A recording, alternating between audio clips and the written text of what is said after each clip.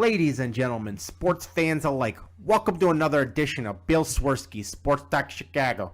One of the couple, two, three best podcasts around. So sit back, grab yourself a cold one and a Polish sausage, park your keister in the French room, and listen to Bill Swerski, Sports Talk Chicago.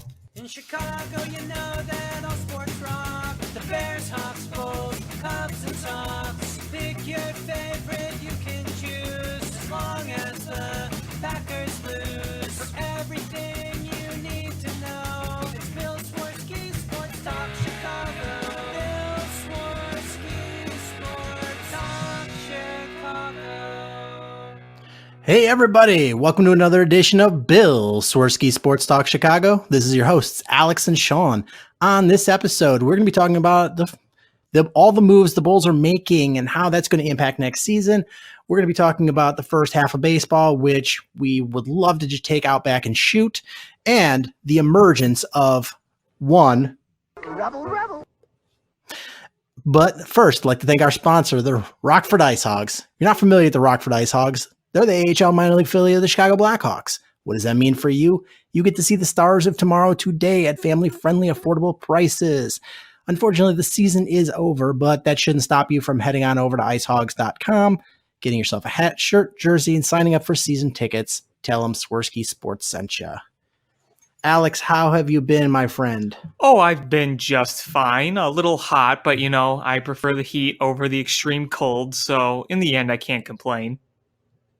Yeah, I mean, since the last time we've talked, we've had Bobby Bonilla Day. Mm-hmm. We've had 4th of July, two of my favorite holidays of the year. Oh, yeah. I mean, it's nice that they're right within the same week.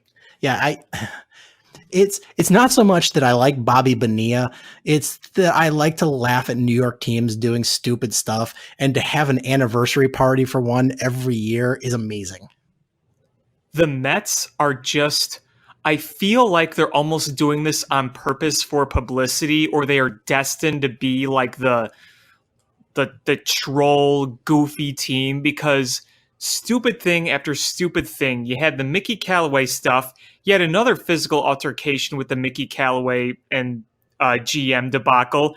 Did you hear about what they did with the 69 Mets? No. So apparently they had an in memoriam for 69 Mets who have passed away, and a few of the guys they had on there weren't even dead yet. Oh my God, that is such a Mets thing to do. Isn't it? Oh my goodness. For those of you that don't know what Bobby Bonilla Day is, they signed aging veteran Bobby Bonilla to this stupid contract that was a lot of money, but it was backloaded. So every year in the part of this contract, he's like now 50 years old? Something like that. Every year from 2011 through 2035, he gets $1.2 million salary. The guy hasn't played baseball in a long time, and the Mets just still have him on the payroll for another 16 years. Wouldn't you love to just get a check for over $1 million for doing absolutely nothing? Absolutely. That is the American way right there. I mean, does he really even have to do anything right now? I mean, can't he just sit on his ass and collect his money? Well, he gets a pension. He gets his baseball pension because he played in the league for a long time. So he gets a baseball pension. Plus, he had all of the money that he made in Major League Baseball. And albeit it's not the money that it is today, he was still in that era, that first wave of the big money. So he's made a good chunk of salary in his career. And then he just gets an extra $1.2 million every year. That's, more than most people in the world need to live in a year. Yeah, so I mean, I don't even know if he even has to work. I'm sure he probably does something, but I mean, man, talk about having it made. And in case you're wondering, Bobby Bonilla hasn't played Major League Baseball since 2001. He hasn't played in 2001, and he's still under contract and getting paid under contract till 2035. So they're paying a guy who has, for 34 years after he retired, his net worth is $27 million. So it's Yeah, not like Mike there you Trout go. makes that in a year. So but he definitely made a lot of money because he played in that era. Like the up until like the early 80s, mid 80s, players didn't make a ton of money. And then there was just that boom, that burst. Like Nolan Ryan was the first player to make over $1 million. After that, like the floodgates started opening. So he was in that era, that first big wave of money. So he made a nice chunk of money. $27 million is nothing to scoff at. But still, an extra $1.2 million every year, that is just gravy. I would be, if somebody was like, here, I'll give you $1.2 million a year, just do nothing. I'd be like, that's exactly what I'm going to do. Nothing. Exactly. And you know what's funny? According to Wikipedia, it says from 1992 to 1994, Bonilla was the highest paid player in the major leagues, earning more than $6 million per year. Keep in mind that once a little over $6 million per year was the highest in the league. Yeah. So, the salaries have absolutely skyrocketed in, over the not too long of time. What'd you say? What year was that? 92 to 94. So it's not that long ago, and salaries have just skyrocketed, fivefold for some players. I mean, I was born in 94, so in my lifetime, like I've basically lived through that whole transition. It's pretty crazy. I mean, heck, you could just go back to about 2008, and if you would have seen the salaries back in 2008, what they are now, it would be absolutely shocking. The other thing I wanted to add is, looking at Bobby Bonilla's page, dude was a dang good ball player. He had over 2,000 hits in his career. He batted .279, a .358 on base percentage, a .472 slugging. Yeah, That was a pretty damn good ball player. I'm always going to remember his time with the Pirates when he played with Barry Bonds, and they just spanked the Cubs every time they played him, and it was the most miserable thing. So they had the outfield of Barry Bonds, Bobby Bonilla, and Andy Van Slyke. And dang good outfield. Yeah, and that team was just so good. And that was pre-giant forehead Barry Bonds. So he was not the the steroided guy, but he was still a damn good baseball player. Well, as I say, he would have been a Hall of Famer without the steroids. I truly believe that. Yeah, and then I tell people now the only reason he's not in the Hall of Fame is because it costs too much to make a statue of that giant head. Yeah. At least they won't have enough. At least they'll have plenty to make the balls. So before we dig into baseball, I want to talk a little Bulls. You Okay. good with that? So, move this out of my way. Got tangled in a cord. So, we talked last week. They had made the move where they had signed Thaddeus Young, and I was pretty happy with the move. I think you were okay with it. I think it was the money. I'm reading some reports that the Bulls are getting good grades on it. And what's nice is you've got veteran leadership in the locker room. You've got a guy that can play defense, and he can spell your big men. So I'm happy with that. You weren't going to sign any of these big free agents anyway, because clearly they're all in cahoots and, lobbying to play for a certain team, quote, the Clippers, quote, the Nets, the Clippers, the Lakers. They're not coming to the Bulls. So you got to do what you got to do to get players. But since then, you had the Satoransky deal, and I like that one.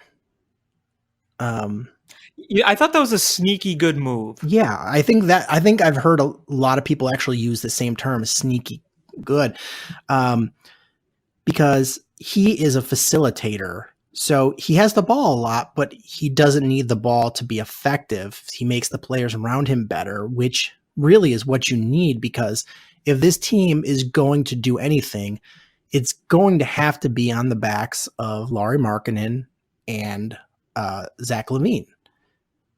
and they're the guys that you need to be a superstar. And so he's a facilitator, but he has the ability to finish at the rim. He can shoot. He can play defense. So I like that's a good move. I really like that one, and it's not huge money. Was a 3-year, $10 million, and it's short enough where it gives you time. If Kobe White is going to be the guy, that's plenty of time for him to develop. And if Kobe White's not going to be the guy, then you have the opportunity to cut ties with both and move on. So I think it was a really good deal. Unfortunately, they're not in a position, and you can say they put themselves there just with the way they've run things, that they weren't going to land a superstar. And you know what? It's still very disappointing. It still angers me as a Bulls fan, and I'm tired of being bad or settling for mediocrity. But the fact of the matter is that right now, these are the best kinds of moves you can make. So, I'm at least thankful that they've added some valuable depth players and haven't done anything outlandishly crazy. Speaking of outlandishly crazy, though, is I've heard some rumors that about Russell Westbrook going to be traded and the Bulls being a potential trade partner. Yeah. Now, here's my thinking on it. Is the rumor, the proposed trade I read about was Westbrook plus a first-round pick to the Bulls for Otto Porter Jr. and Chris Dunn. Pros, you get a first-round pick. Pros, you get rid of Chris Dunn. But Russell Westbrook is a absolutely fantastic basketball player. I'm not going to argue that. But much like Carmelo Anthony, he's not a winning basketball player.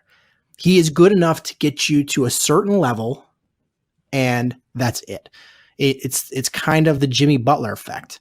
Is Jimmy Butler's a very good basketball player, but he's not going to put you over the top. And that's what... Who's on his third team now since leaving the Bulls? Yeah. And so Russell Westbrook, I think, is kind of a similar situation. Are you any closer to winning a title?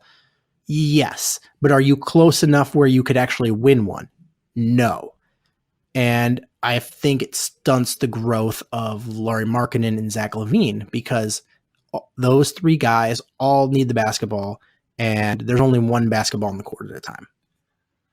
Well, you said in that like proposal, it would be a first round pick and Chris Dunn for Russell Westbrook. No, the Oklahoma would send Westbrook and a first rounder to the Bulls, and the Bulls would send Otto Porter Jr. and Chris Dunn. That would be a freaking steal. I think the Bulls would, anytime you get the best player in the deal, which Russell Westbrook is the best player in that deal, hands down. The problem is just, are you a contender? And I don't think you are. And if the Bulls are going to build a team that it plays well as a team, I think with Russell Westbrook, you make the playoffs and then you lose in the first round, and then and you're in, it's not basketball hell because you're making the playoffs. It's basketball purgatory. You're not going to win a title. You're not going to get a top draft pick. You're just there. Yeah. I can agree with that. And frankly, I don't think Russell Westbrook is liked by a lot of players. I mean, it seems kind of evident at this point.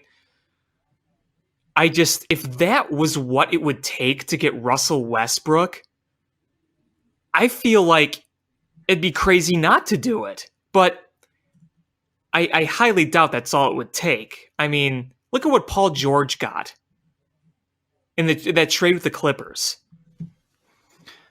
Yeah. So I don't know. We'll see. And Russell Westbrook also comes with a big salary cap hit. He's $38 million this year, 41 next year, 44 the year after, 47 the year after that. Yeah, it's a lot of money. It's a lot of money. It's a lot of money, and you are tied to him. And unless you try to dump that salary, you're tied to him. And one thing it builds. He's a definite superstar player that you can use to build a fan base around or rebuild your fan base around. And so I don't know. I mean, if your goal is to win, I don't think he's the right choice. If your goal is to sell tickets and make the playoffs, then that's probably the move. And if I guess my other question is, I'm sorry, go ahead. If your Garpax is, if you're making the playoffs every year, even if you're losing in the first round, and you're scraping by, you're the sixth seed, fifth seed. So you're not the last team in, but you're losing in the first round, but you've got butts in the seats. Isn't that job security? Can't you just fall back on, we made the playoffs 5 years in a row and it's a packed house? Like it just seems like this is a very, very safe, save your job move. I get that. I do. And I can agree with it to an extent, but just to play devil's advocate here, let's say you bring in a legit superstar and you have Lauri Markkanen, Zach LaVine, Kobe White around you, and you build a bit more depth. I mean, you look at the Eastern Conference. Your biggest threats are what? The 76ers. Even with Kawhi, I still think Milwaukee. I still think without Kawhi, the Raptors will be there. Without Boston should be there. Kawhi, the Raptors, I think, will be probably the fifth seed-ish. No, but they'll make the playoffs. They're not a bad. They're a good team. They're not a dominant team. Boston could be up there, possibly, because they still have a lot of talent there. 76ers, you expect to be up there. Milwaukee, you expect to be up there. But really, it is a garbage conference. Mm-hmm. Right. So, I mean, I guess my whole point is, if you saw an opportunity to legit have a chance to win, and I'm not saying just adding Russell Westbrook would turn them into a championship team. I'm not saying that at all, but you're waiting for a superstar to come. Okay, so you don't get Russell Westbrook, and I think I think that's an absolute pipe dream that's not going to happen here. It's, so I'm just logistics aside, when are you going to get that superstar then? Maybe Russell Westbrook, to your point, isn't the right type of guy, but shit, I mean, if you have the opportunity to acquire a superstar for a reasonable deal, would it be stupid not to take that chance? I mean, I get what you're saying. I really do. I look at that situation and think, how much longer are we going to continue waiting for that superstar to come? All right. If you had a crystal ball and you knew Lauri Markkanen was going to take a big step forward in this year and then a huge step forward the year after that and become a Dirk Nowitzki type guy, would you still make this trade? Or would you maintain chemistry? Yeah. But they haven't established any chemistry. You're right. We don't know what he's going to be. We don't have a crystal ball. You're right. He's been very injury prone so far in his career. You're right. I probably wouldn't do the trade, but I totally see the merit of it because anytime, it's not necessarily true in other sports, but in basketball, whoever gets the best player in the draft, in the trade, wins the trade. You could get 4 first-round picks and for a player, and that player is you trade LeBron James and you get 4 first-round picks. You know what? They won that trade. Unless you turn all 4 of those into absolute Hall of Fame players, you lost that trade because it's a star-driven league. And Russell Westbrook in that trade is far and away the best player. And that is not a knock on Otto Porter Jr. It's Russell Westbrook is a very, very good basketball player. And from a entertainment perspective, watching the games, hell yeah, I would love to see Russell Westbrook in a Bulls uniform.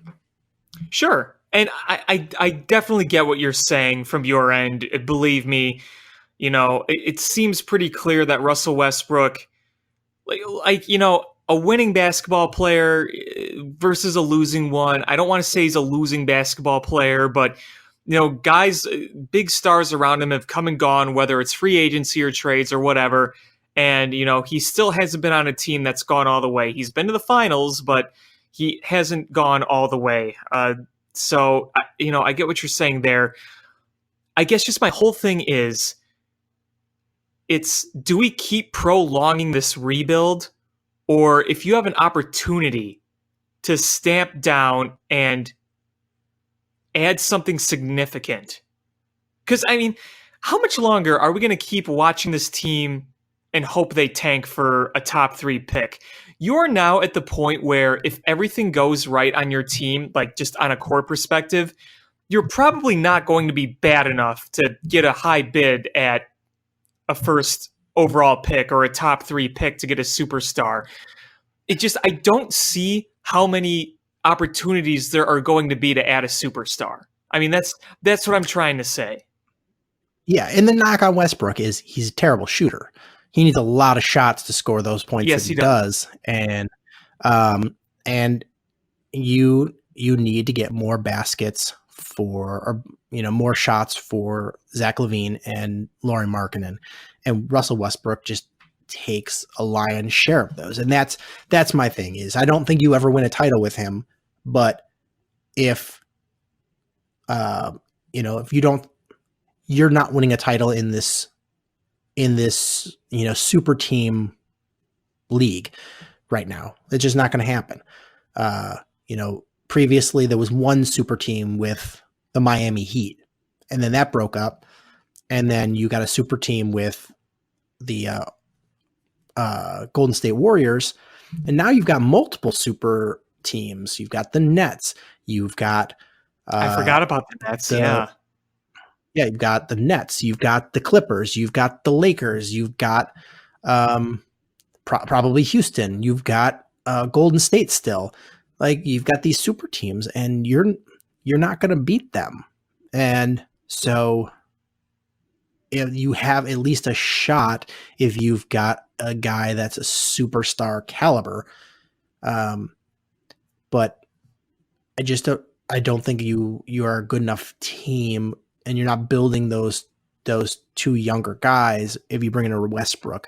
So if you're looking at from the perspective of, you know what, it's going to be a hell of a lot more fun to watch the basketball games with Russ, and we're going to make the playoffs every year, and instead of going in the draft lottery, then hell yeah, you go get Russ. I just don't see him as the road to winning a championship. But to be honest, I don't even know what the road to winning a championship looks like for the Bulls, because superstars don't want to come here. Right. And unless you luck out in the draft lottery, where else are you going to get one? Can you imagine the super teams that you could have put together if there was the thing back in the day with Jordan? Because every one of those guys that were like, man, we can't beat Jordan, let's just join him. You'd have Barkley, you'd have Ewing, you'd have Jordan. Yeah. I still think. I love the team to put the teams the Bulls put together, but I would much rather have Patrick Ewing and Charles Barkley than Dennis Rodman and Horace Grant. Yeah, could you imagine? And Bill Cartwright. Man. And, my whole point here is also saying, I'm not saying, oh, let's go out and get Russ. I'm not saying they should do that, because I don't think the price is going to be much higher than that proposed trade. But I'm just saying, if that was all it took to get him, it would almost, to me, feel dumb not to pounce on that. I see that. And because for those next 4 years that you have him, that, assuming he just plays out the contract, you're making the playoffs. And that's that's an accomplishment for this team. So like I would probably go out and get a Russ jersey. You would turn to one big And meatball. So I would turn into a big meatball. I'm already a big meatball. I would just change what color meatball outfit I was wearing. So I mean, I wouldn't hate it. I just know it's not the path to winning a title. I just don't have any idea in Chicago what the path to winning an NBA championship looks like. I don't either. I have no idea. I don't. I mean, I think everyone can agree that it starts with Lauri Markkanen has to turn into Dirk Nowitzki. Yeah. And if that doesn't happen, I throw up my hands. I don't know. Yeah, I got nothing. I really don't. Bulls also made a move. They re-signed Ryan Arcidiacono and for reasonable money. And he's a total hustle, try-hard guy, which we've established is a Chicago thing. Chicago loves them some try-hard, hustle, work ethic guys, and that's what Ryan is. And it works for boy ball. And so I'm okay with that one. But an interesting one is they signed this guy, Luke Cornett, and I didn't know much about him because he played for the Knicks. But he's a big guy, and I'm like, did they just get another like random white guy to play center, with no minutes? But I was reading, and he's apparently a stretch 5, which is not very common to have a stretch 5. The guy averaged 9 threes per 36 minutes and shoots 36% from 3-point line. It's over 7 foot. Like, all right. If that's the way you're moving towards modern basketball where you're going to, 3 and D, then this really does help you because you have a big that can shoot. Yeah, absolutely. I think that's one of the things that they desperately need, not just shooting, but shooting from a 3-pointer. Because if I remember correctly, they were dead last in threes last year in the league, or at least among the dead last. And they weren't good.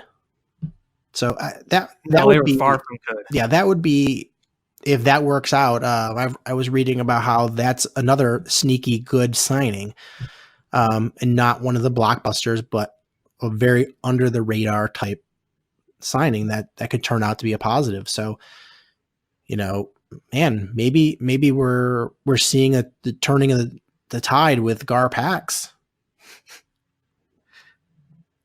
I'm gonna hold off on that, but I can at least say so far I've been okay with what they've done this off season.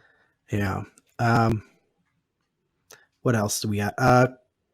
They waived Shaquille Harrison and Walt Lemon, and I don't think anybody was surprised. I barely remembered those guys anyway. Yeah, I mean, Shaquille Harrison I thought played well enough, but he's not not necessary to bring him back. I think when Big Dave came on the show, I think he was lukewarm. If you brought him back, he could be okay with it, but if he didn't, he could be okay with it. So, Walt Lemon, meh. But we had our first round draft pick play his first summer league game at his debut against the Lakers. So Kobe White, I don't know if you saw it or at least saw the highlights. I did not see the highlights. I just heard about it. Yeah, so ups and downs. There was some definite really good plays out there. There was a couple where he made a shot, made his own shot. That was nice. Set up some guys. He had some plays where guys didn't score when he got them the ball. Took it to the lane pretty well, and he had 17 points. So you're like, okay, I'm okay with that. But it was on 6 for 18 shooting, 0 for 7 from behind the 3-point line. 3 rebounds, 3 assists, 2 steals, and 3 turnovers.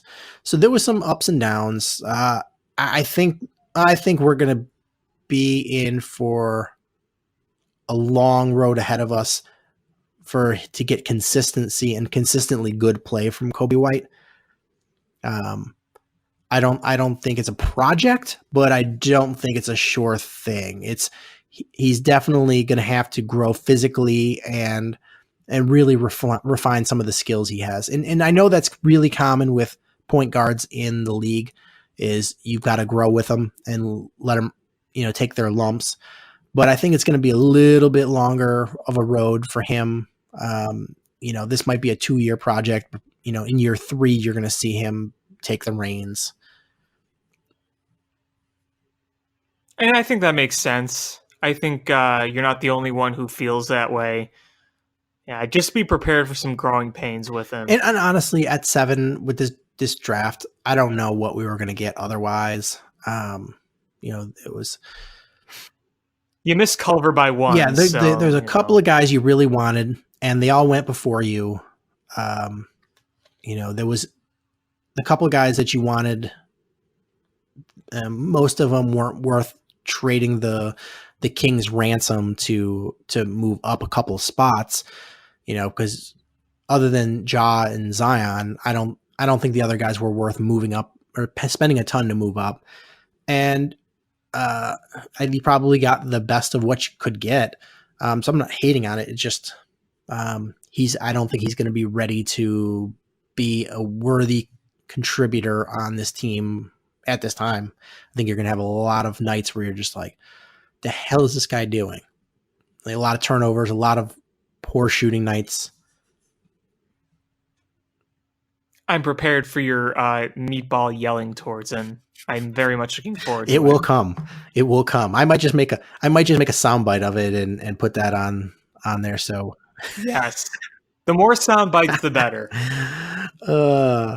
And the only other thing I have is Wendell Carter Jr. underwent a surgery to repair a core muscle injury.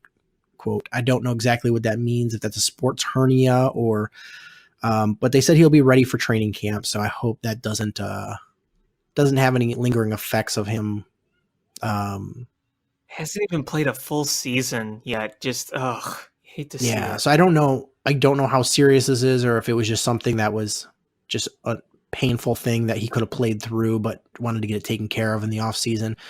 But I just hope that it doesn't cause him, missing out at gym time and getting stronger, because that was the big thing I think he needs, is to just get to put some muscle on. And I think we'll know more by training camp. Yeah. I feel like that's all I really had for Bulls talk. I don't know if there's anything you wanted to add.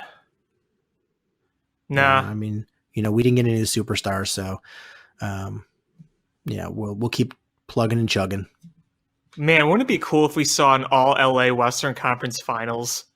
Kawhi versus LeBron. I think that would be awesome. But I think, and I don't know what we're going to get from Golden State this year, because Klay Thompson has the torn ACL, so probably going to miss most of the season. Mm-hmm. So I don't know what you'll get from them. I mean, I guess they just signed the guy from the Nets. What's his name? But they got another superstar. But I think it would be really cool to see LA versus LA, and I would totally be rooting for the Clippers. Oh, me too. Because I'm tired of everyone expecting that the Lakers need to win in order for this league to be good. Frankly, I think the Lakers need to lose on a big stage for people to get their interest back in it. Yes. People always say that, like, oh, in order for the NBA to be good, the Lakers have to be good and the Knicks have to be good. And guess what? The NBA has been very, very good, and the Knicks haven't been relevant since Patrick Ewing retired. Mm-hmm. Right on. They have been a garbage team for a long time, and this offseason was probably the most embarrassing. I mean, this offseason was their version of Bobby Bonilla Day. That's so true. Oh, I hate New York teams. So anytime they suck, they do something bad, it just makes me happy. Hey, what's funny is they landed the big hockey free agent, but they couldn't land. People weren't sure if the the New York Rangers were going to land Panarin, but a lot of people thought that the Knicks were going to land Durant, and it was kind of the other way around. Yeah, and you know what is I feel bad because I think Panarin is just gonna wither and die there. Sure, he got a big payday. I think his talents could have been utilized in a much better way and on a lot of different teams. The Rangers have never been an offensive juggernaut. They've always been a defensive, goaltending first type team. You see so many of their games is where, they keep the game scoreless with their defense and goaltending, and then they score one late goal and they win low scoring games. That's the thing. I mean, the NHL now is, wouldn't you agree that it's very high scoring these days, or at least the ability to score is kind of the most essential thing, where like in some eras, maybe defense was a bit more important. It fluctuates. You look at the old days and games are a lot more high scoring, and then you kind of got better when it comes defensively. But I just think now with the way hockey is so fast and it uses a lot of speed and agility to, put together a winning team, it's the Rangers never really embraced that. And Panarin's going to need some help around him. It's definitely true that the league is higher scoring, and I don't know if it's just based on the trends that went on, or if there was partly rule changes to allow for more scoring. I know there was the goalie pad shrinkage, but casual fans like scoring points more than they like tough defensive games. Mm-hmm. And so it's better for the league when they score a lot. But yeah, you're right. It's you need to have the ability to score points. But we saw with the Blackhawks, they scored a lot of points last year and they still stunk. You need to be able to play some defense. Well, that's because their defense was historically awful. But I'm not saying defense is not important. I'm just saying that those old Ranger ways of defensive first, trying to win games, just doesn't really work anymore. I still think the recipe holds true. Is you got to have a goalie that's standing on his head and playing out of his mind to win a Stanley Cup. But look at what's his face. So you need, but you need a lot more scoring offense. Mm-hmm. I guess we could. One quick Blackhawk note is so the Blackhawks brought in another goaltender. We had talked about how who was going to be the backup goaltender to Corey Crawford, and I don't think anybody saw them going out and signing a good goalie to be the backup. No, you remember on the last show, I thought it was going to be just some veteran who's, borderline AHL/NHL or some past his prime backstop like a Cam Ward, not exactly Cam Ward himself, but like a Cam Ward. And it ended up being the third runner-up in the Vezina trophy race. Yeah, and it's good because he's a very good goalie and you know what you're going to get out of him. But it's bad because we've got a whole lot of money locked into goalie position. We got $11 million in goalies, and they're all off the books at the end of the year. Well, I think, regardless of the money, I think it's important to have a safety net in him, because if Robin Lehner and Corey Crawford's going to be your tandem, and you can allow Crawford to play but not have to play as often as he used to, I think that's pretty big. I think so too. I think that, we both said that you need to be able to let Corey Crawford sit for extended time. Not because he's injured, but because you have another goalie that's competent that you can trust. And you do have that now. So you can rest Corey Crawford and give him those veteran nights off, and not just a token, one night a week off. You can give him 3-4 games off in a row, and you're still perfectly fine because you've got another top-notch goalie. Right, and I just don't know how much I trust Colin Delia right now. I said this before, No, but I think I don't know. I mean, both goalies, that were options. One coming off of, a great world tournament, European tournament, but he's young. You've got another one who showed flashes of being very Mhm. good, but flashes of being very bad. Right. And, it's probably better that they both get their playing time elsewhere, because then they can just play instead of getting stuck behind Corey Crawford.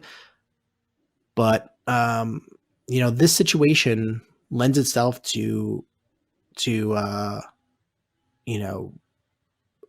helping the defense by better goaltending.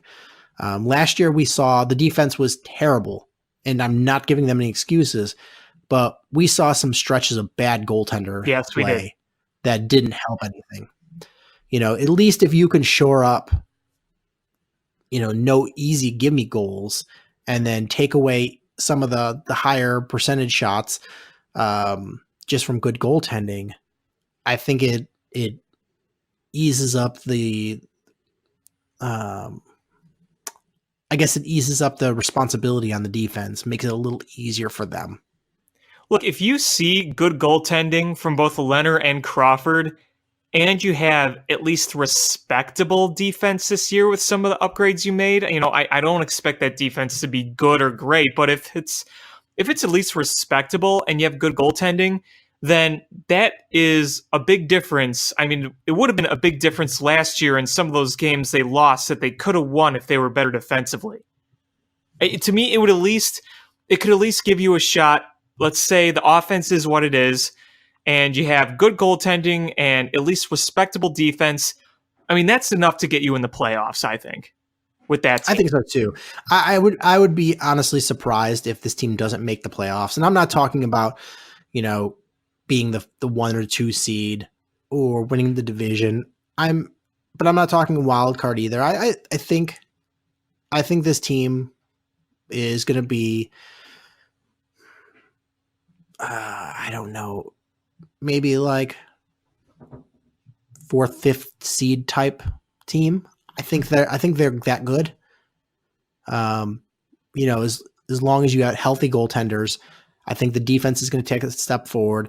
I think with having a whole off season to put in the kind of game plan that they want to play, we saw what the offense is capable of doing.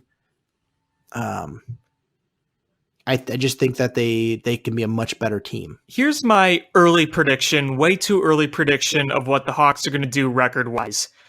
I see them getting between 42 and 46 wins with about 96-ish points, if all goes well. That's And really that should fair. get you into the playoffs. Hopefully. Yeah. Hopefully. You never know, but I feel like if they do that with this Western Conference, I think that could be enough to get them in the playoffs. Yeah, I mean, in the Western Conference last year,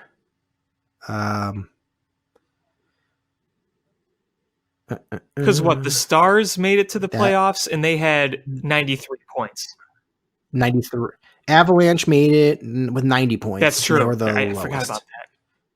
So that would have, actually that would have put you right where I said is. So the Flames had 107, Sharks had 101, the Preds had 100. And Jets and Blues had 99. So that would have put you 96 points. Would have put you 1, 2, 3, 4, 5, 6 seed. So yeah, that's not too far from where I said 4th, 5th. So, that's about where I see the Blackhawks next year. Like right in the middle of the playoff pack, which I think is a good place to be. Being at the bottom is tough. We've seen that in previous years where you spend so much energy at the end of the year because it's all those games become playoff games. And by the time you get to the playoffs, you're just depleted. Yeah, it's exactly how I was thinking. So should we move on and talk about baseball here? Yeah, I got plenty of thoughts about that kind of stuff. I'm going to start with the heavy question. Okay. Do you fire Joe Madden? No. Okay. Yeah. Here's the thing. Who would you replace him with mid-season? Can you find a better replacement than Joe Madden for the rest of the season? If your argument is move on from Joe Madden after this season, I think that's completely different.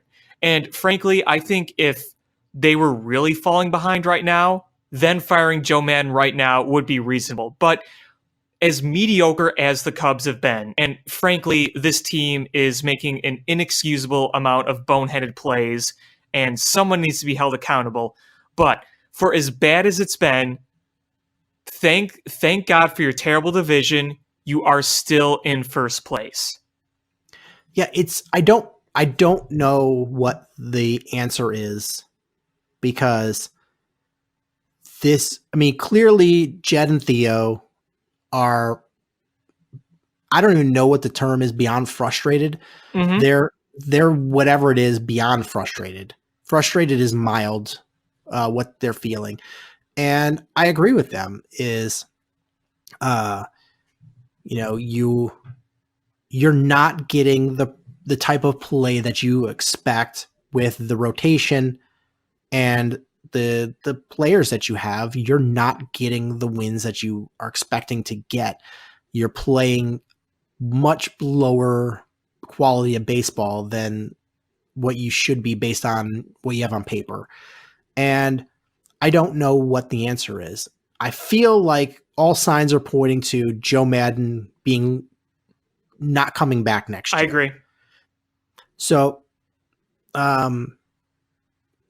does firing him provide the shot in the arm that it changes you get an immediate jolt of culture change that maybe is needed? Maybe everyone stops resting on their laurels because the position they're in is awfully comfy. I don't know. I don't know the answer. And I don't know if I'm not a big believer in firing a guy mid-season. I just don't know the answer. And if Joe is not coming back next year anyway,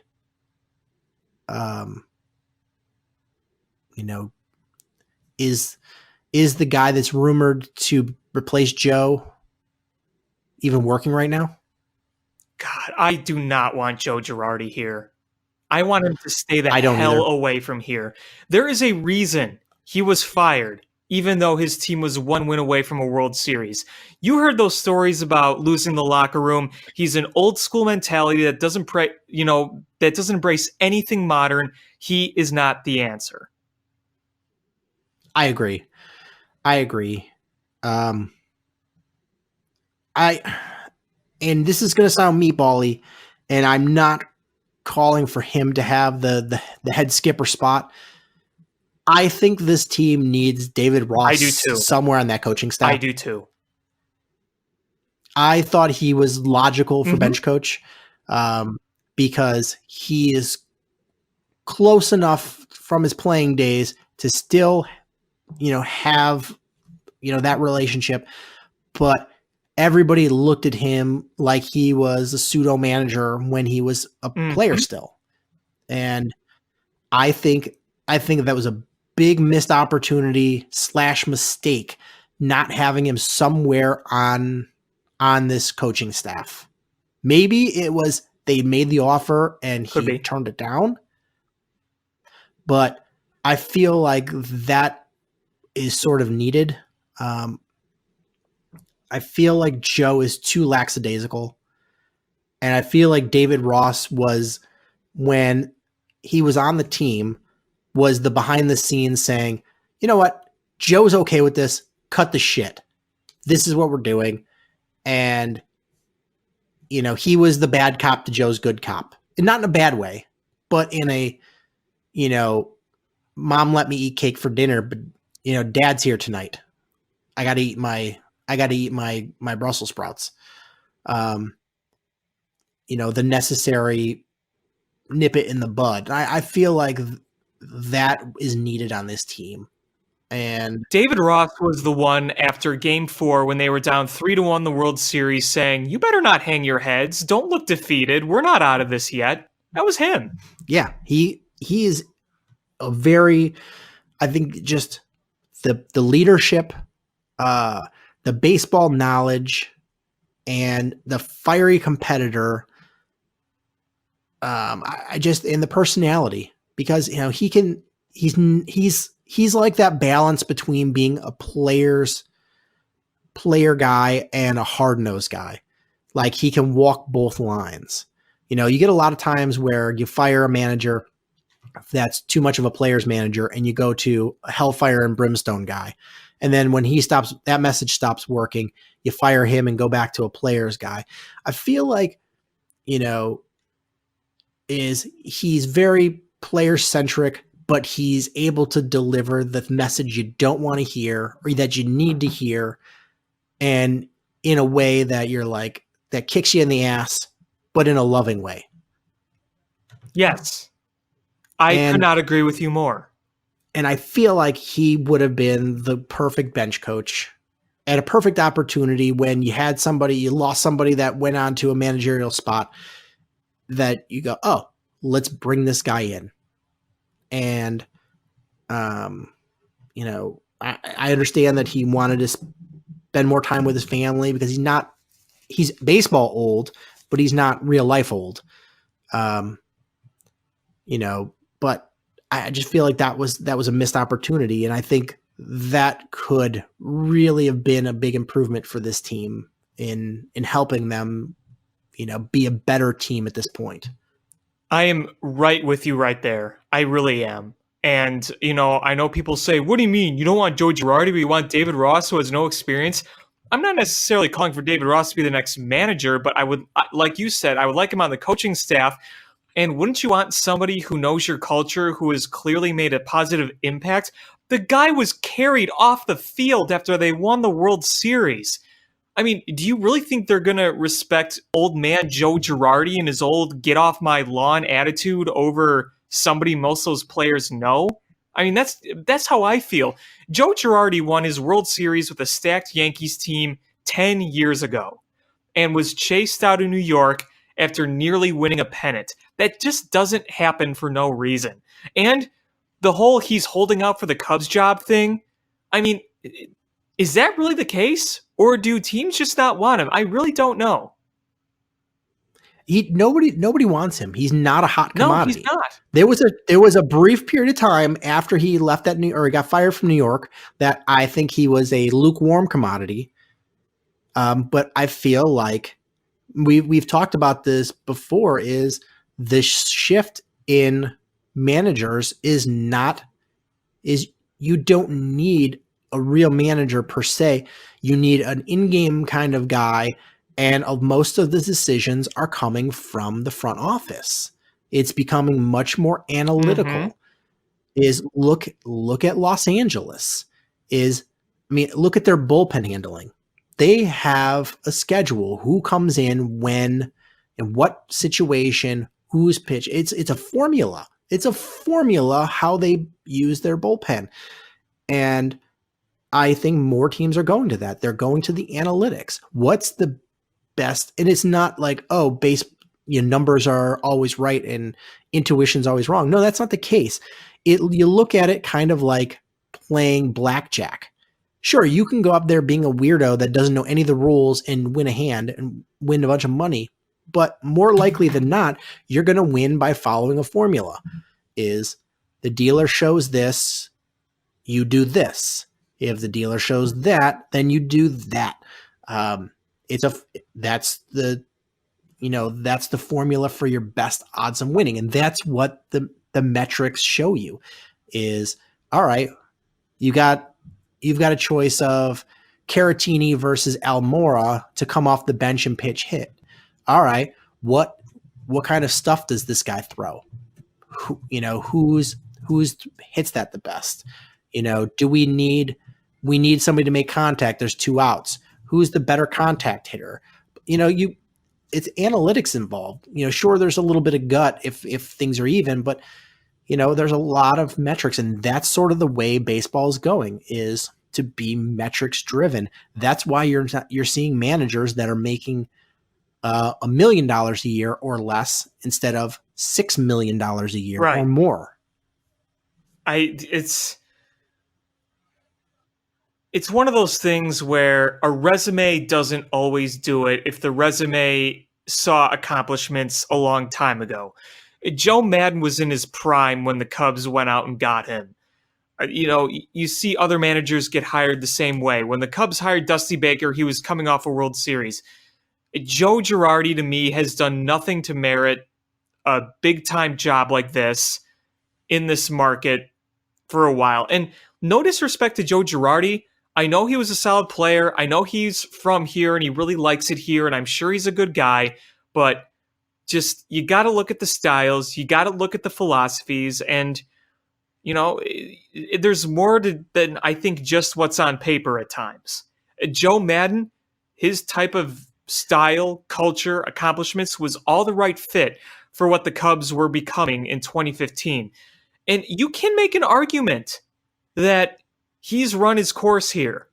I think that is a very valid argument. I also don't think that firing him right now, where they are right now, is necessarily going to fix things. However, I think if the Cubs entered the All-Star break 5+ games back, then I would be calling for a firing. Maybe not saying they should fire him, but maybe be more okay with a firing. Because, firing, it's very risky. Mid-season is a risky move. Firing, because yes, it could backfire. Yes, that's what I was going to say. Yeah, so that's I'm usually not pro mid-season firing. The situations where I'm okay with it is you're so far back or you've completely lost the clubhouse or the locker room, or you have got somebody on your staff that you have waiting in the wings and you want to give them a test run. Those are like the 3 situations, and none of those situations are what you have in Chicago. Is the Cubs are still in first place, so you're not out of it. You haven't lost the locker room. I just think the message Joe has is lost. Maybe it's getting a little stale. I think there's an argument to say that it is. But that's a far different situation than you lost the clubhouse. Like, I don't think he's lost the clubhouse at all. I think they all love Joe, and that's not the situation at all. Mets is a lost clubhouse, but Cubs that's not the reason they're losing. And who on the staff is somebody waiting in the wings that you would we would hire them to be the full-time guy, give him a test run. Mark Loretta? I don't think so. So none of those things figure. So that's why I don't. I mean, I know that's kind of the question that's creeping up. I don't think that's the answer now. Even if he's not going to be brought back next year, which I don't think he will, I feel like it's much more likely to backfire in this situation than it is to give you the jolt that you want. Right. I agree. Now, if you wanted to play devil's advocate, you could say, if he's not coming back, if he's a lame duck manager and he's lost the locker room, and look, I have no idea what's going on behind the scenes, then you can maybe say, okay, just to play devil's advocate, if you look at Theo Epstein's words, you could kind of interpret it as, he's probably not going to be back next year, but I still don't think that's going to do any good right now. I don't think it's going to be, some people say, when teams fire their coach, when things aren't going well, it automatically turns around. That happens a lot in like hockey. It happened with the Blues, and it happens in baseball too, but that's also very risky, especially when you have a manager that has led you to a World Series and 3 NLCS berths in recent years. Yeah, so I don't think you're getting the boost that you expect. And there's a lot of young veterans, but veterans nonetheless on this team. And I don't think that firing Joe midseason is going to give you the boost that you think it will. I think it's much more likely to do the opposite. And, this front office is very, statistics and numbers driven. And I feel like they're much more calculated than that. So I would be very surprised if they fired Joe midseason. It would have to get bad pretty quickly for that to happen. Yeah. And I don't think, even with as bad as things have been considering for this first half, I don't think we're anywhere near bad enough for a firing. Right. It would have to get worse.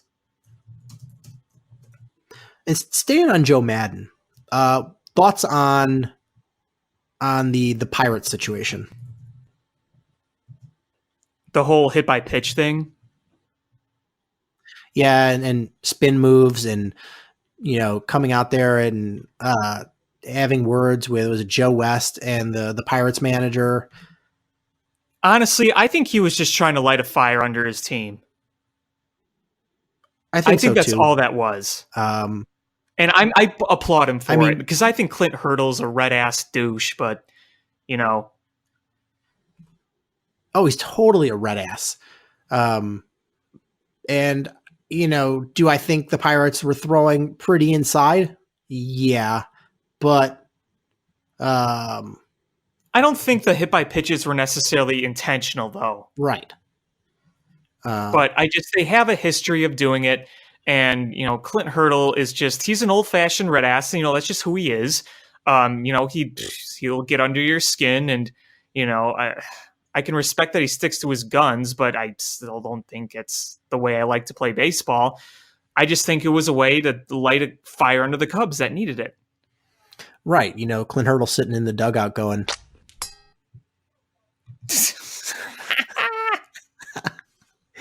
yeah. So I'm on the same boat. I think it was a little manufactured, a little premeditated.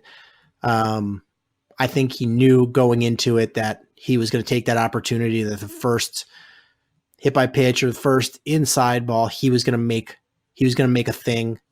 And he did. And he had a nice little spin move there that didn't work out, but he for an old guy, he made a nice spin move. But yeah, it didn't give you the boost that you wanted. And, I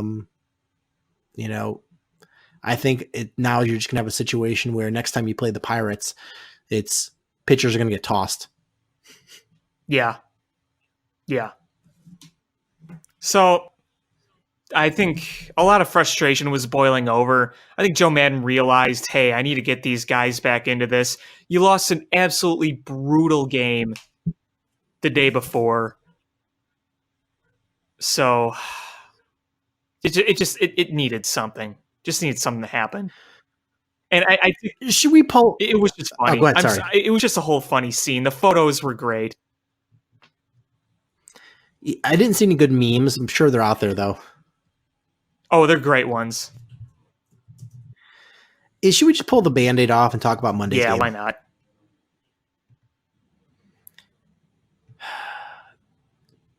That could have been the shittiest Cubs game I've ever seen in my life. Yeah. And it just, no matter who, every single pitcher that pitched in that game, and I'm going to use pitcher in quotes because they weren't all pitchers, stunk.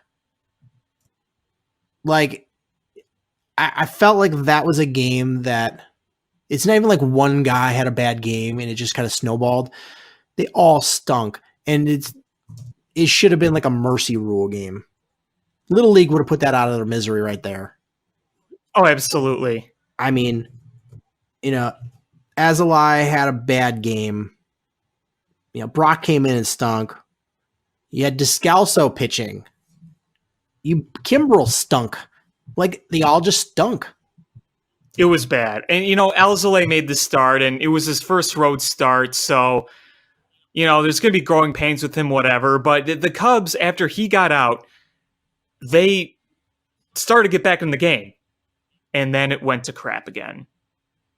Big time. I mean, the Pirates scored like the most runs with the most hits in games since like the 70s. Yeah, it was unreal. And you had errors by Bryant, you had errors by Almora, you had bad pitching, and it was just a complete and utter debacle. I did my own podcast on the Fansided Network because, I host Cubby's Crib, Climbing the Ivy. And, we usually do one show a week. But after that game, I went on the podcast and I had to vent after that game because that might have been the most brutal Cubs game in the Joe Madden era. It was the worst game in recent memory. It was embarrassing. It was just absolutely embarrassing. Yeah. And you come back the next day and you're like, oh, hopefully they can do a bounce back. And you're like, they got Hendricks coming back off the disabled list, and he gets 3 innings in before a rain delay, and you end up just losing that game. No, you can't make any hits. That was another ugly game with a long delay. When is Joe Madden going to stop bringing in Mike Montgomery in a situation where there's runners on? It has never worked. Not this year, at least. Not this year. I mean, I don't know. Let's face it. I'm tired of Mike Montgomery. Can we put him on the same catapult with Addison Russell and launch them out of town? I would at least give Mike Montgomery a nice pat on the back and thank you for getting the most important third out in Cubs history. But I think his time in Chicago is up. I think right now we're looking at a situation where the Cubs moving on from Mike Montgomery and Mike Montgomery moving on from the Cubs is best in both parties' interests. Mike Montgomery could go somewhere where he finds a solidified role and the Cubs can, find some more efficient replacements. I think it'd be best for both sides at this point. And, you could say, well, maybe you're overreacting. It's a few bad stretches, but it hasn't looked good all year. Last year, you saw him have some really nice stretches as a starter, and then you saw some not so good stretches. The consistency has never been there. To be fair to him, the role has never been defined. He's been a starter, he's been a reliever, he's been a long reliever, he's been all over the place. But I just think at this point, his time with the Cubs, I think, is kind of expiring. I think he needs to find a place that is a more solidified role for him. That's just my opinion. I'm right there with you. And honestly, I think you could get in a trade, you could get something for him because the contract is not big and he's able to be a starter. The reason he's not a starter on this team is they don't have a spot for him. But he's more than capable of being a starter in this league. He has had success, and the contract is not expensive. I think you could get something. I'm not saying you get a lot, but I think you get something for him at the trade deadline rather than just giving up stuff.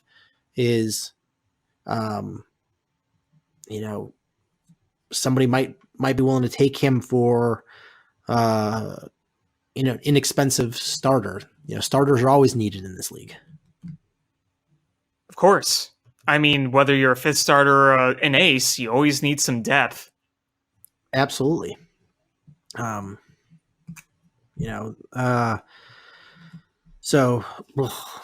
I agree with you that I just think the time of Mike Montgomery in Chicago just needs to be over. Yeah, I agree with you.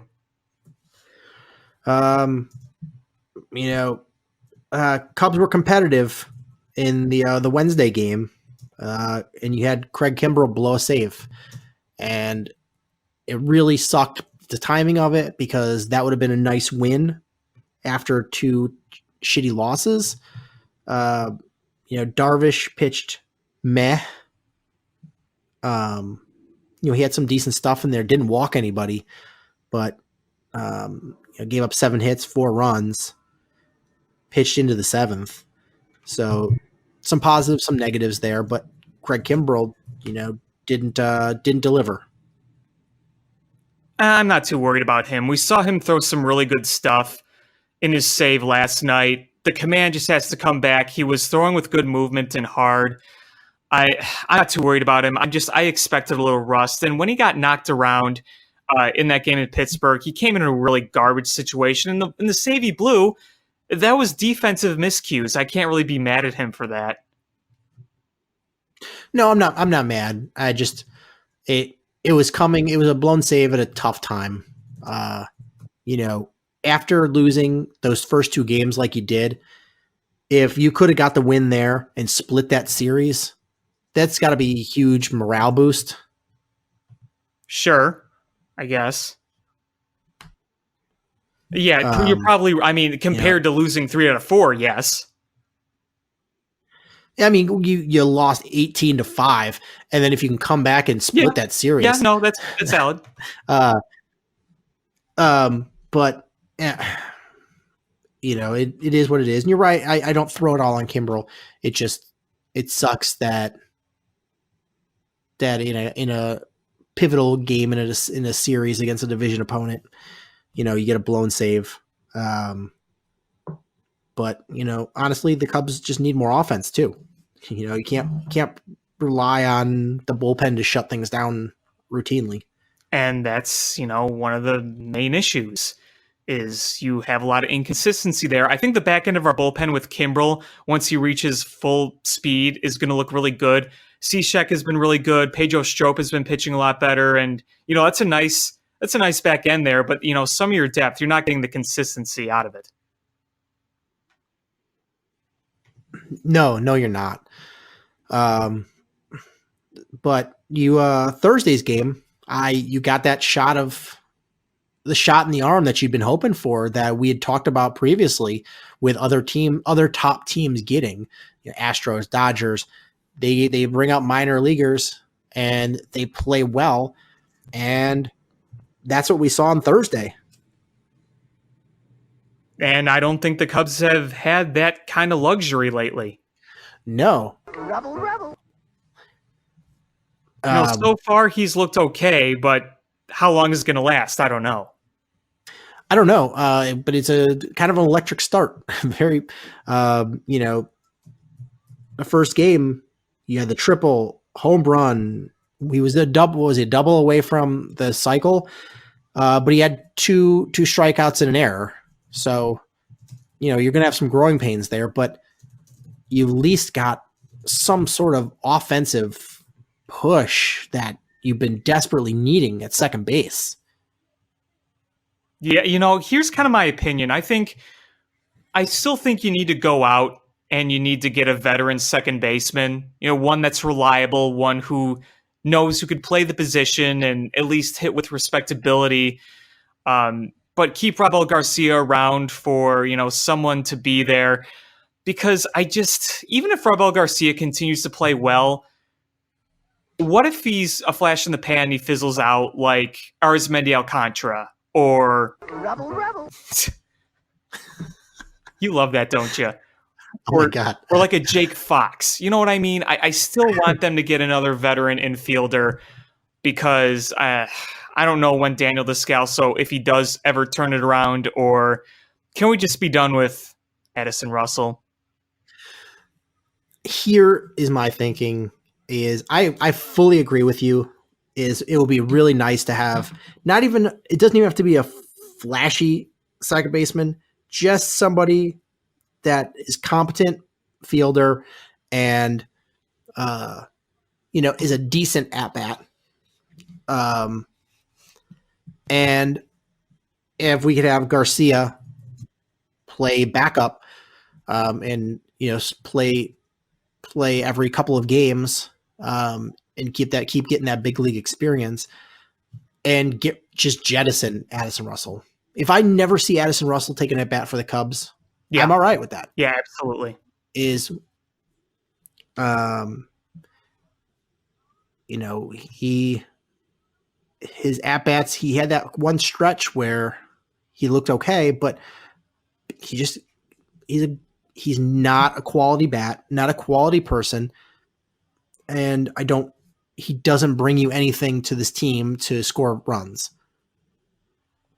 So I would much rather live and die with. Cubs kind of gone downhill since he came back. Before he came back, they were flying high. Yeah, I'm just saying. I just want him gone, and I hope this trade deadline can bring that. There's always a sucker that's willing to take a gamble on a guy that had a lot of promise and is still young, and that's Addison Russell. At a point, he was one of the top 5 prospects in the minor leagues. Yeah, I mean, people thought he was going to be an MVP like Barry Larkin or something. Right. And he's still close to that. He's still very young, so I'm sure there's somebody that would take the opportunity to take him off your hands. I even if you don't get jack or shit for him, I'm okay. Is make a trade, get somebody in here to play second base. Let Garcia play, the backup at short and second. I'm just tired of this team with Addison Russell, and I feel like the younger guys that aren't named Addison Russell need to have more playing time. Yeah. Because we all know what we think about Addison Russell. And you look at the records with him. Brother, this guy stinks! Say it loud, say it forever. Oh, brother, this guy stinks! Dang right. We've seen the records with him starting versus not. Makes you think. What are they, 10-22 with him in the starting lineup or something like that? So here's the possibility. What if that second baseman that comes in and plays an okay second base and gives you a quality at bat, name rhymes with Ren Robrist? Well,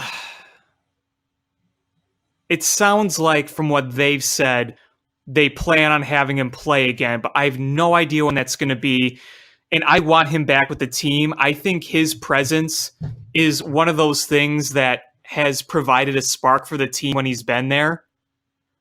But I don't know how productive he'd be at this point, being out of the game as long as he has at 38 years old. But either way, I want him back on the roster to be around that team. I just don't know when that's going to happen. And that's a personal thing. So we don't know when that's going to happen. Oh my goodness, I would love to have him back again.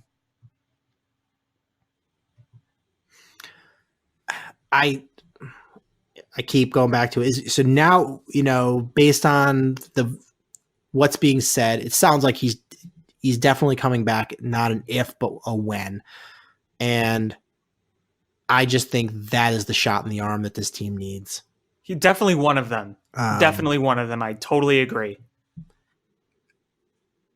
Is he provides the veteran leadership. He stabilizes that second base position that really stunk. If you end up finding somebody to play second base, he's also a guy that can be one hell of a pinch hitter. We don't really have a lot of right now. Even with the right. It can't come soon enough. Theo needs to do some shaking up either during the break or before the trade deadline. And I'm not saying you have to make blockbusters, but you need to make some adjustments here because what you have has not been working for a while. And if you are as serious as you are about accountability and every game matters and all that kind of stuff, you need to practice what you preach and you need to make some decisions.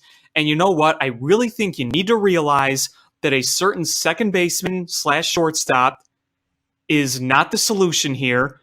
You have lost more times than you won with him around, and I'm not saying it's all his fault, but you know what? When you look at formulas that win or you lose, You use the formulas that win and not try to just prove a point. Because that's what I truly believe Addison Russell is at this point, just trying to prove a point. Not trying to be in there to win, just trying to prove a point that doesn't need to be proved. Your main concern should be winning ball games.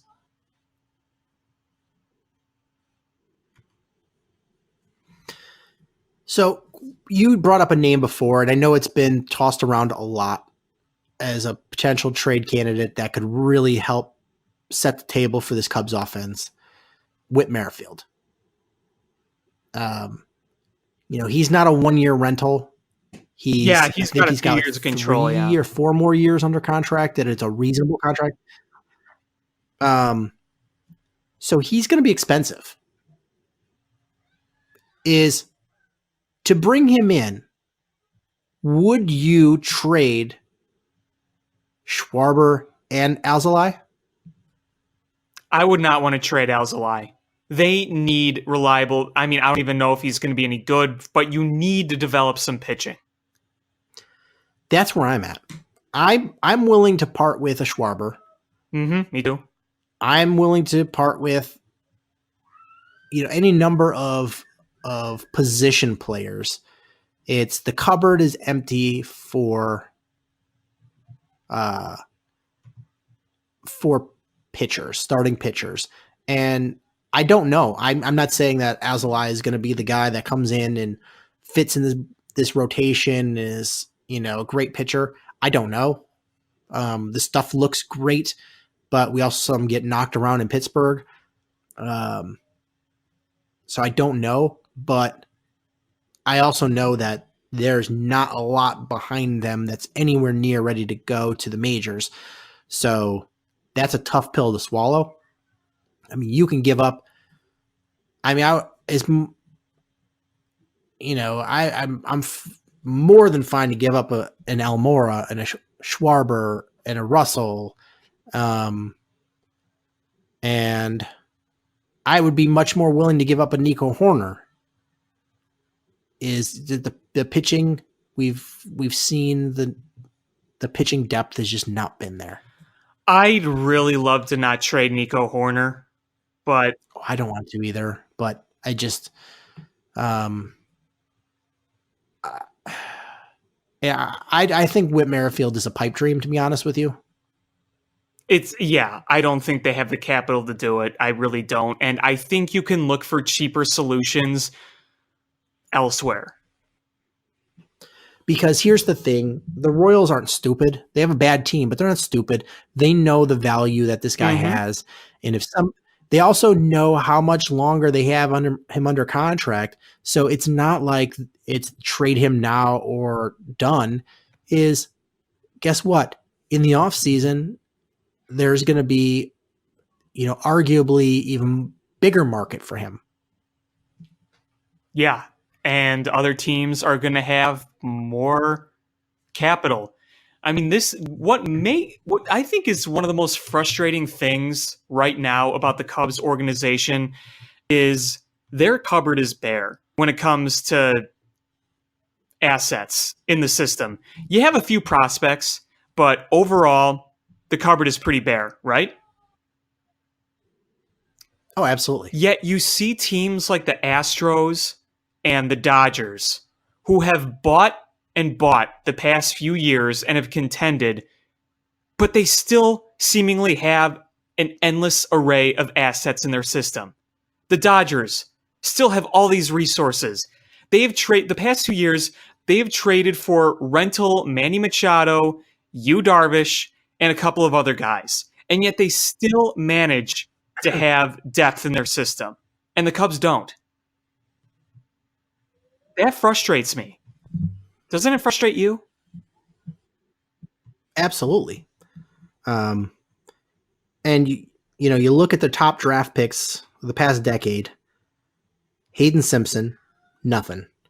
Javi Baez has been great. Albert Almora has been at best mediocre. Chris Bryant has been great. Schwarber has been I'm going to say disappointing. based on what we were told that he was, the comparison being like a Babe Ruth. I just feel like, and I want to bring him up shortly, but I don't think we're getting what we anticipated from him. Ian Happ, clear disappointment. Thomas Hatch, Brendan Little. I don't even know where they are in the rankings for the Cubs minor league system. I don't even know how far they are away. I haven't heard much about them, so I'm going to assume they're not really lighting Nico it up. Horner, who's, the hope. And I don't know where Ryan Jensen is in this.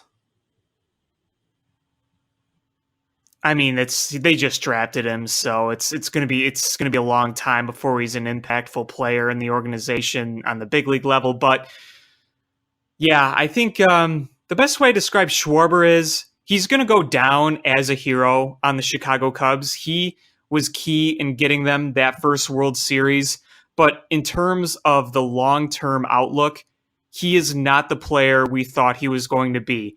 Has he been a complete bust? No. He's just not been what we thought he was going to be. At this point, we thought that he was going to be a 40-plus home run hitter with a better on-base percentage. I mean, honestly, I would have taken him being an in-prime Adam Dunn. If he was an in-prime Adam Dunn at the plate, I'd take that. I'd take that greatly. I'm not talking about White Sox Adam Dunn. I am talking about Cincinnati Reds / Washington Nationals Adam Dunn. Right. But he hasn't even been that overall. We've seen stretches, but not overall. But he hasn't been useless either. But yeah, Schwarber. How much better can he be than he has been, realistically? I can't say he can be much better. If this was 2017, I'd say he's still got a higher ceiling, yada, yada. But here's the thing. We've gotten a good sample size with this guy. He played half of 2015, missed all 2016 until the World Series, but he's played 2017 and 2018. Now, last year, we saw him exchange some of the power for on base, but we wanted to see both the on base and the power. So we're not getting everything at once like we hoped we were. So really, I think realistically, his ceiling is a 30-homer guy that can slug above average, but the on-base is not great. The average is not good. That was probably never going to be good, but I just don't think the ceiling is that much higher at this point. I think we've seen enough where I don't think there's going to be one other huge step. Maybe I'm wrong. But that's how I see it right now. I don't see another big jump. I think you might see a slight improvement here or there. Sure. But I feel like, I mean, we saw a big improvement on fielding. Not saying he's a great fielder, but he's improved from a absolute liability to meh. But we haven't seen it at the plate. And I like you said, I assumed we would see a lot of power. And when he gets one, he does have the power to drive it out. Just you don't routinely see the power. No, you see him go on stretches where you see it, and then you see stretches where you don't. Right, and I feel like that's what we're getting with him, and I don't see him becoming a completely transformed player in any way from what you're getting. You might see a slight improvement here or there. Maybe work on going opposite field a little more, but I don't see him making this huge jump as a hitter, and that's what they need from him. And honestly, they need to improve from that left field position. This was the year I wanted to see the 365, 370 odd base and the 40 plus home runs. This is what I wanted to see. I think he can reach 30. I think he'll get to 30, maybe 33, 34. but the on base isn't much higher than above average. It's about average. Right. So it's frustrating because you need more out of the guy. Yeah, absolutely. Another question I have. So quietly, Chris Bryant right now is at a 3.6 F4, which probably extrapolated out for the season is somewhere around 6 to 7 F4, which is really damn good. Which is really damn good.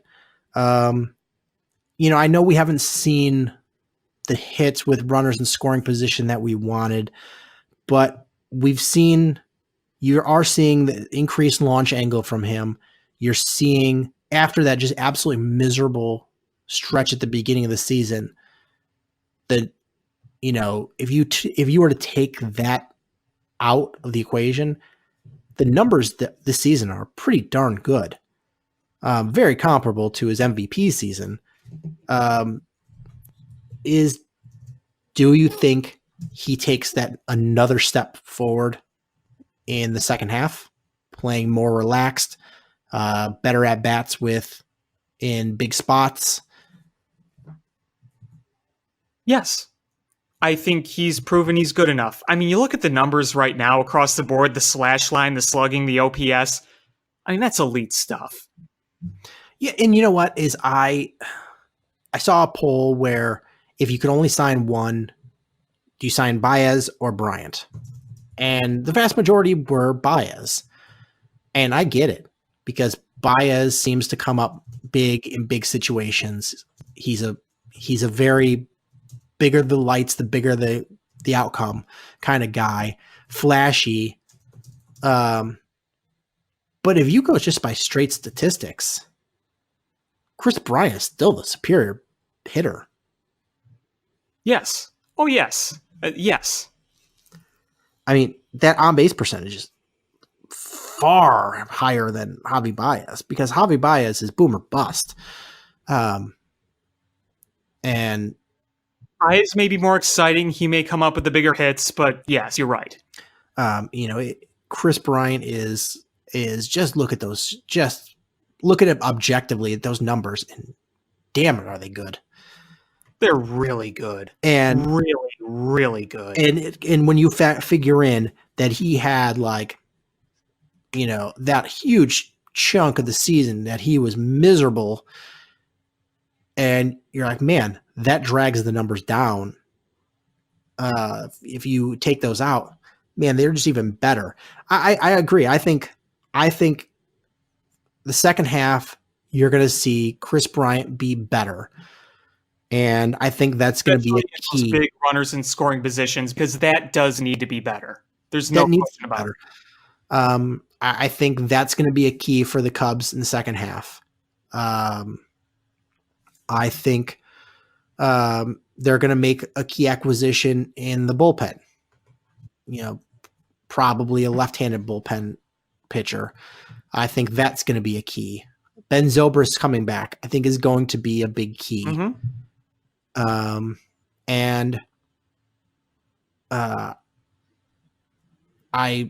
Those are going to be some of the keys. I don't think they're going to make huge splash in the trade deadline.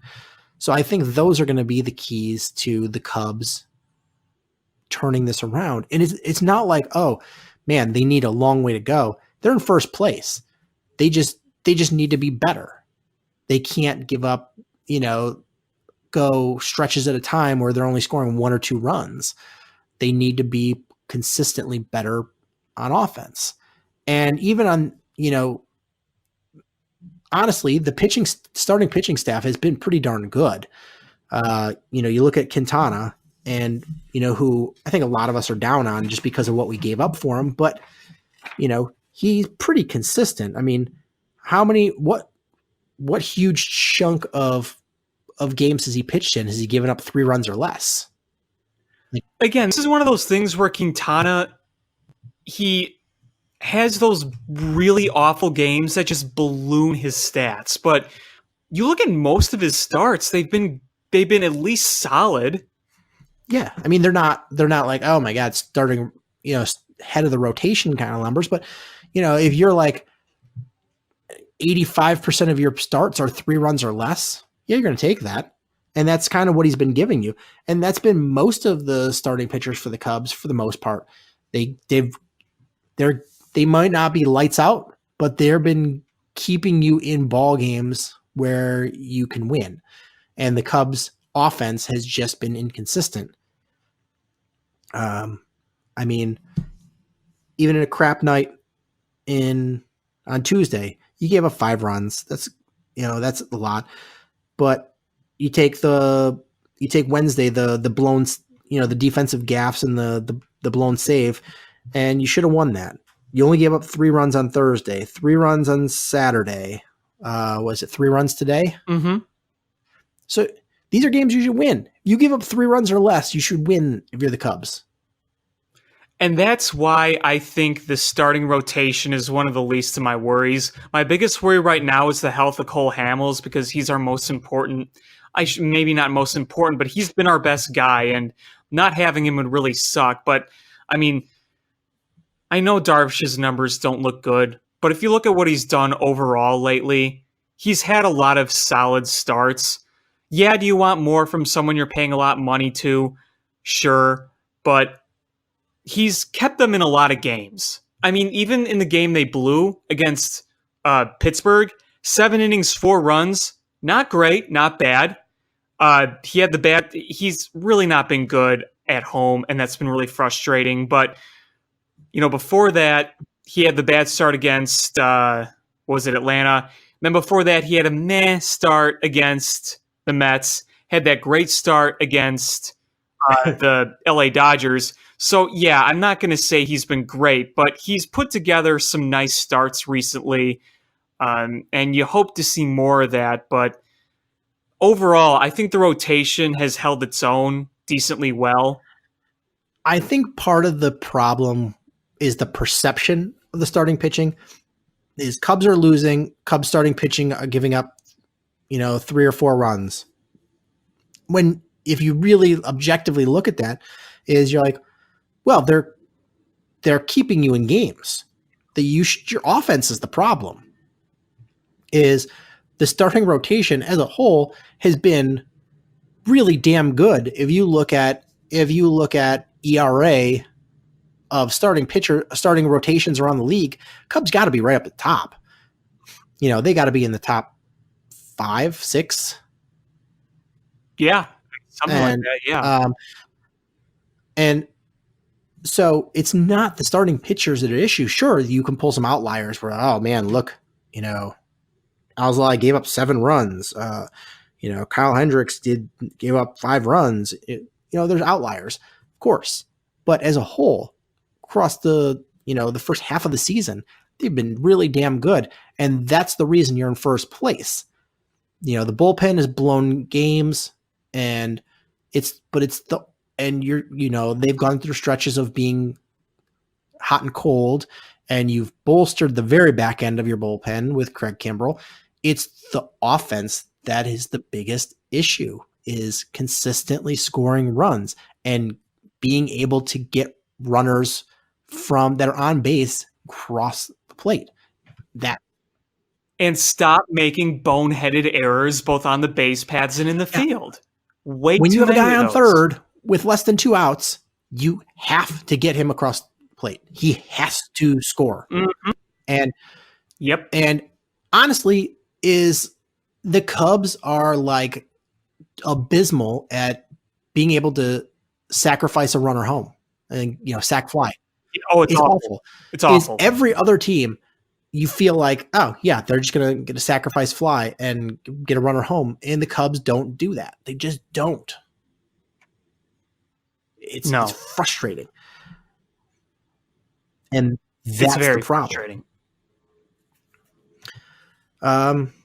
So this White Sox series, we got the same 2 pitchers that we faced last time, and we got shut down by Von Nova, and we battered around Lucas Giolito.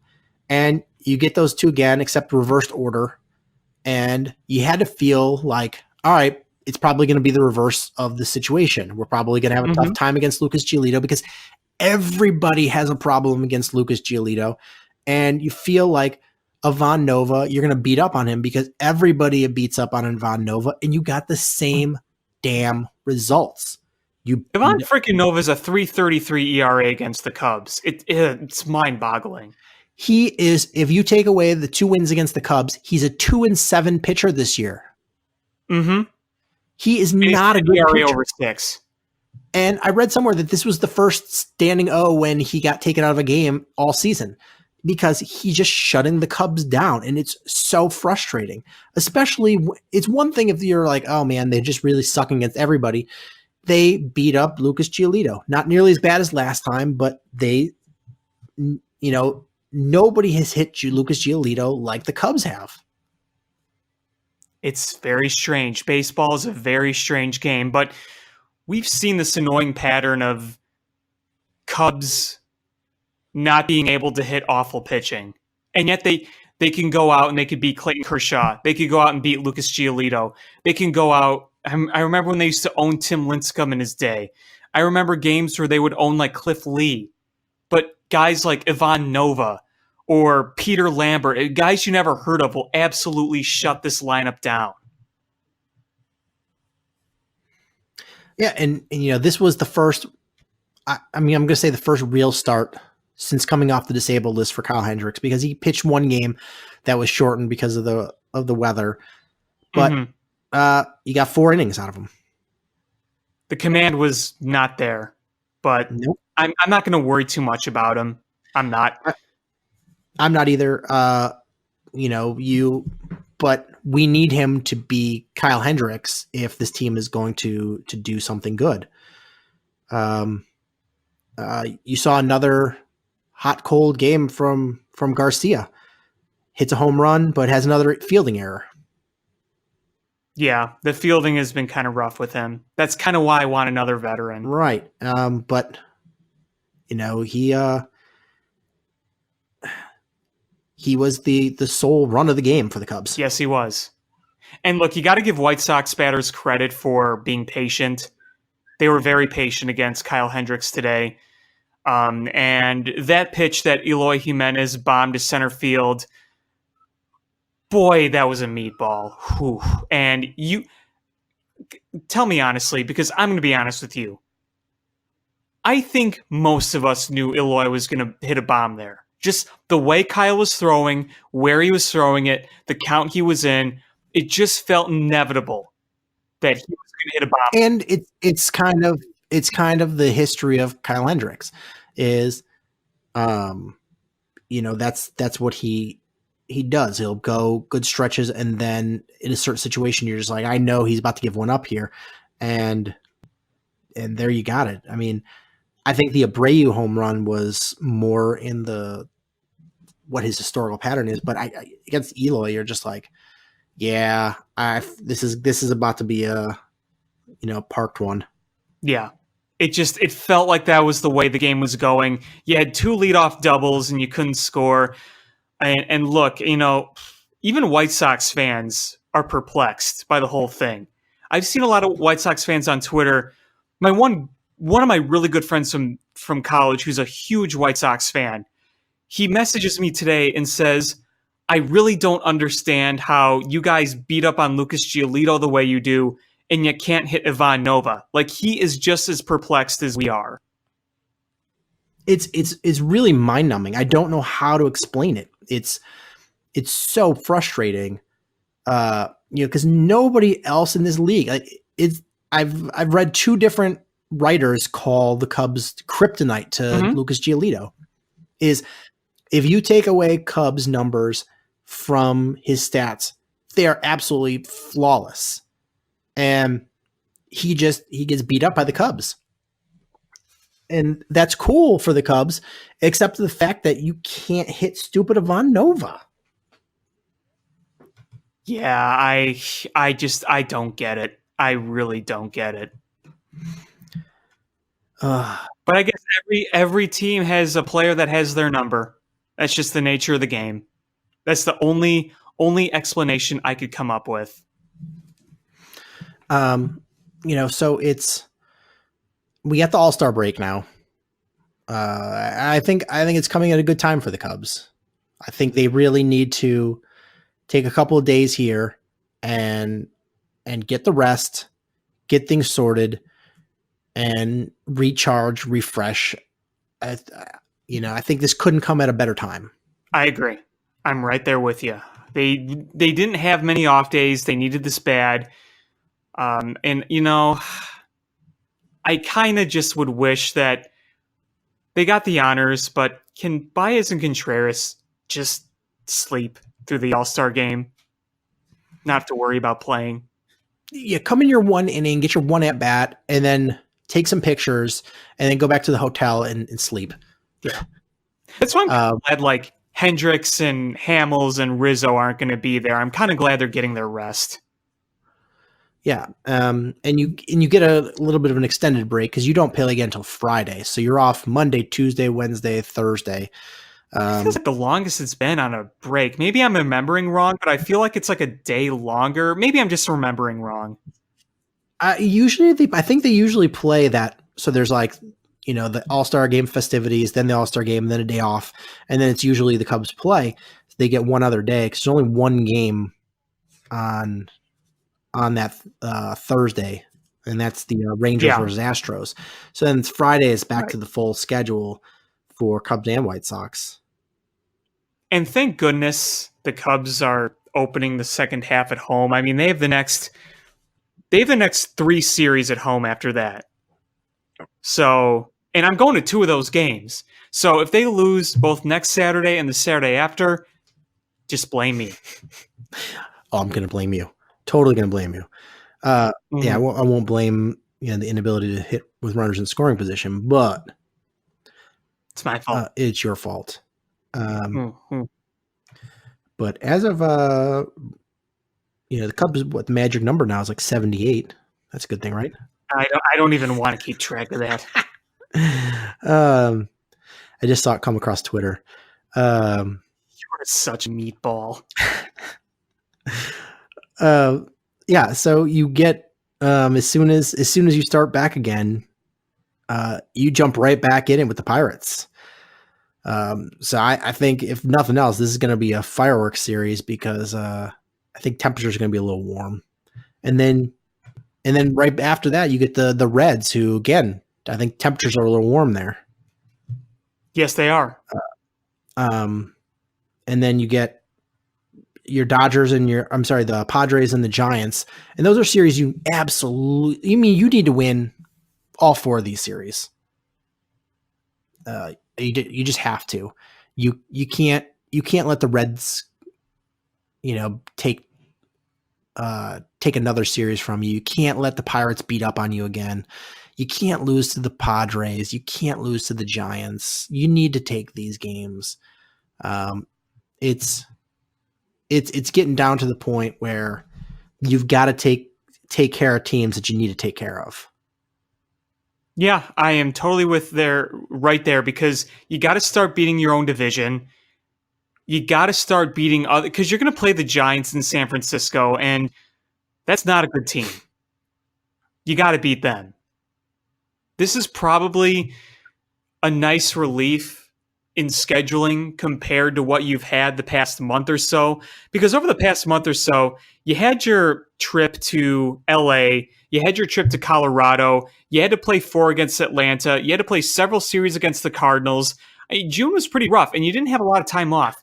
Here, after the All-Star break, you're going to have several off days. You're going to have a lot of home games before you go on the road again, and you're going to have a series in San Francisco, and you're going to have back-to-back road series against Milwaukee and St. Louis. And then you play Milwaukee again at home after that. If you want to win the division, that is your stretch to take control. Beat Milwaukee, beat St. Louis, and beat Milwaukee again after taking some games you need to take. Frankly, I think the next month or so determines the division. Or at least because you really after this Padres and Giants, you get 3 brutal series in a row. You get Brewers, Cardinals, Brewers. Brewers, Cardinals, Brewers. That is not a fun schedule, but you know what? It's games you got to win. Yeah, if you are truly the best team, you can't say, "Oh, well, they're a division opponent, but they're tough." Yada yada. No, you got to go beat them. You got to just beat them. And everybody understands, you're not going to win every game against Of course. the good teams, but you know what? You need to win the majority of them. You need, if you're playing 15 games against, what is it? 15, 18 games against a division opponent. It's something like that. It's a lot of games. Yeah. You've got to win 60% of them. Yeah. And what's frustrating is if you were playing better baseball and let's say you had 5, 8 more wins, you'd be sitting in pretty good shape right now with the way this division is played. You'd be like, if you had like 7 more wins right now, you'd be like 7.5 games up. At least. Right. And the way that the other teams in this division are playing, and not saying they're bad, they just have gone through, a lot of them have gone through rough stretches, is if you could take a commanding lead, I feel like they're going to fade a little bit. And they're not going to surge, they're going to fade. You're not going to get that miracle run that the Brewers went on last year where they were just unbeatable. I don't think any of those teams are good enough. So if you're the Cubs and you can just grind out these wins, and you don't have to dominate, you just got to grind out these wins, get a little bit of a lead. And I think that at that point, it sorts itself out. Is people will start falling into line. But when you leave everything within a game, half game of first place, that leaves it open for chance. Yep, absolutely. And that's what we saw last year late in the season. All the Cubs needed to do was win one more. They would have won the division.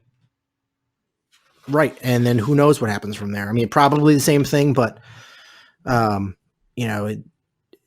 can change when it's not do or die game right off the bat. Yep. I want to quickly switch gears to talk about the White Sox quickly. I didn't have much to say, but Luis Robert got promoted again. So he started off the year in Single A, moved up to Double A quickly. Now is being promoted to Triple A, and he's still really hammering the ball. And the Double A league he's in is a very pitcher-friendly league, and the slash line he's got in 56 games is 314, 362, 518. In Single A, he had 453, 512, 920. And he's got, between the two leagues, 16 home runs, 21 doubles, 6 triples, 53 RBIs, 29 stolen bases, and 64 runs scored. That's insane. So he's moving on now to AAA, and he's barring something weird happening, you got to feel like by the end of the year he's going to be playing at the major league level after the September call-ups, right? You think he'll be up in September? Right, I think so. I mean, unless he just tanks in AAA, but why wouldn't you? I don't know what his contract deal is, the whole control thing. I don't really know how that's working with him, but I mean, that would be a reason probably. But I don't know what exactly the situation is. If that's not an issue and he continues to tear it up, then yeah, they probably should. I don't know if that is, the same thing, because he wasn't a drafted player. He was That's true. He was a signing. He was a foreign player signing. So I don't think that has the same rules. So I would not be surprised to see him come up. And that's a crazy jump to go from Single A all the way up the rankings to the majors. It would be one heck of a journey, but oh my God, if he pans out, he could be an MVP. That guy is just so good. I mean, he could be a stud defensive player for the White Sox. Man, outfielder there with, Eloy and Robert, good gravy. That can win you multiple titles. You could build multiple titles around that. Yeah, you're starting to get into the situation of, you've got a stacked lineup. I mean, Yoan Moncada clearly going to be a stud. I feel like you got to bring Abreu back. I wonder how that's going to go down. I'm curious. I would be shocked. They have no money in payroll. The payroll is bare bones. Why wouldn't you? Like I don't see him wanting to go other places. I don't think so either. Why wouldn't you? I feel like they're going to give you probably lower than a lot of other teams would, but I don't think it's going to be so far out of the ballpark. I feel like he's a fan favorite and he's veteran leadership. He's been a great, ambassador for your team. I feel like, if you want to stay in that, in that market, you reward the players. I feel like he comes back for a couple more year contract, but Eloy in left, you bring Robert up in center. Who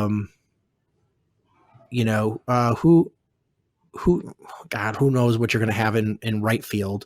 But Moncada, Abreu, McCann, Tim Anderson when he gets healthy again. Good God, that's Madrigal. There's going to be no lineup. If that works out, there's going to be no lineup in baseball better than that. No, it's going to be murder. It's going to be a murderer's row if it pans out like it's projecting to. And we talked about there's a lot of luck in things, and the White Sox have had some bad luck, but they've stacked the deck so much in their favor that once these pitchers come back from, what do you have, 8 pitchers with season-ending arm injuries, you get a couple of those guys back, and that offensive lineup, it's amazing. Madrigal's going to come up, and he's going to replace Yomer Sanchez, who is a guy. So Luis Roberts he's going to replace Tilson. You just got to find who your right fielder is. You've got the infield pretty much set because I feel like you have to bring back Abreu. You got Moncada, Anderson, Madrigal, and Abreu on your infield. McCann is catcher. So you got right field and then filling out your bullpen. I mean, filling out your starting rotation. And they're all absolute just boppers. I mean, McCann is batting .320. Abreu is an all-star. Moncada's got over 900 OPS. Eloy Jimenez has just been crushing the ball, and you've got some learning curve, with him, but clearly he's showing you the power that he has. Those Roberts tearing it up in the minor leagues. You've got Madrigal that looks good,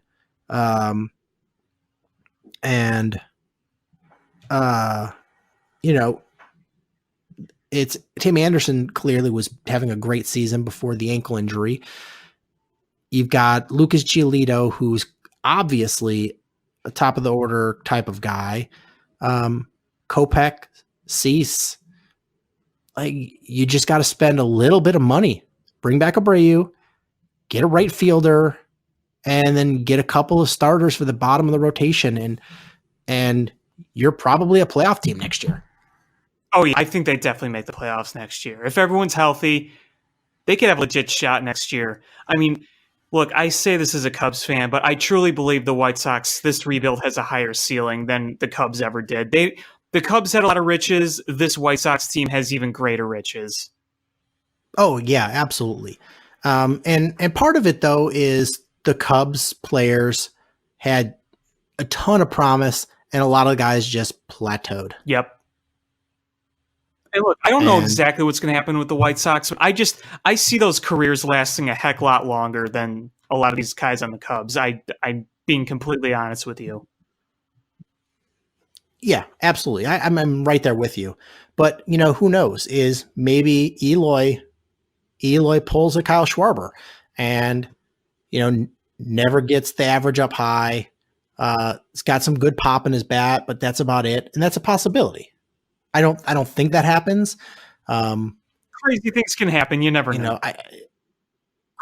It's baseball. Things happen. Maybe Tim Anderson, this was a flash in the pan season, and he goes back to what he was.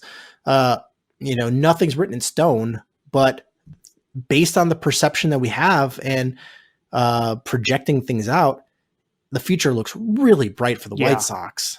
I still think they win at least 2 titles with that core. That's my prediction. And winning World Series is hard.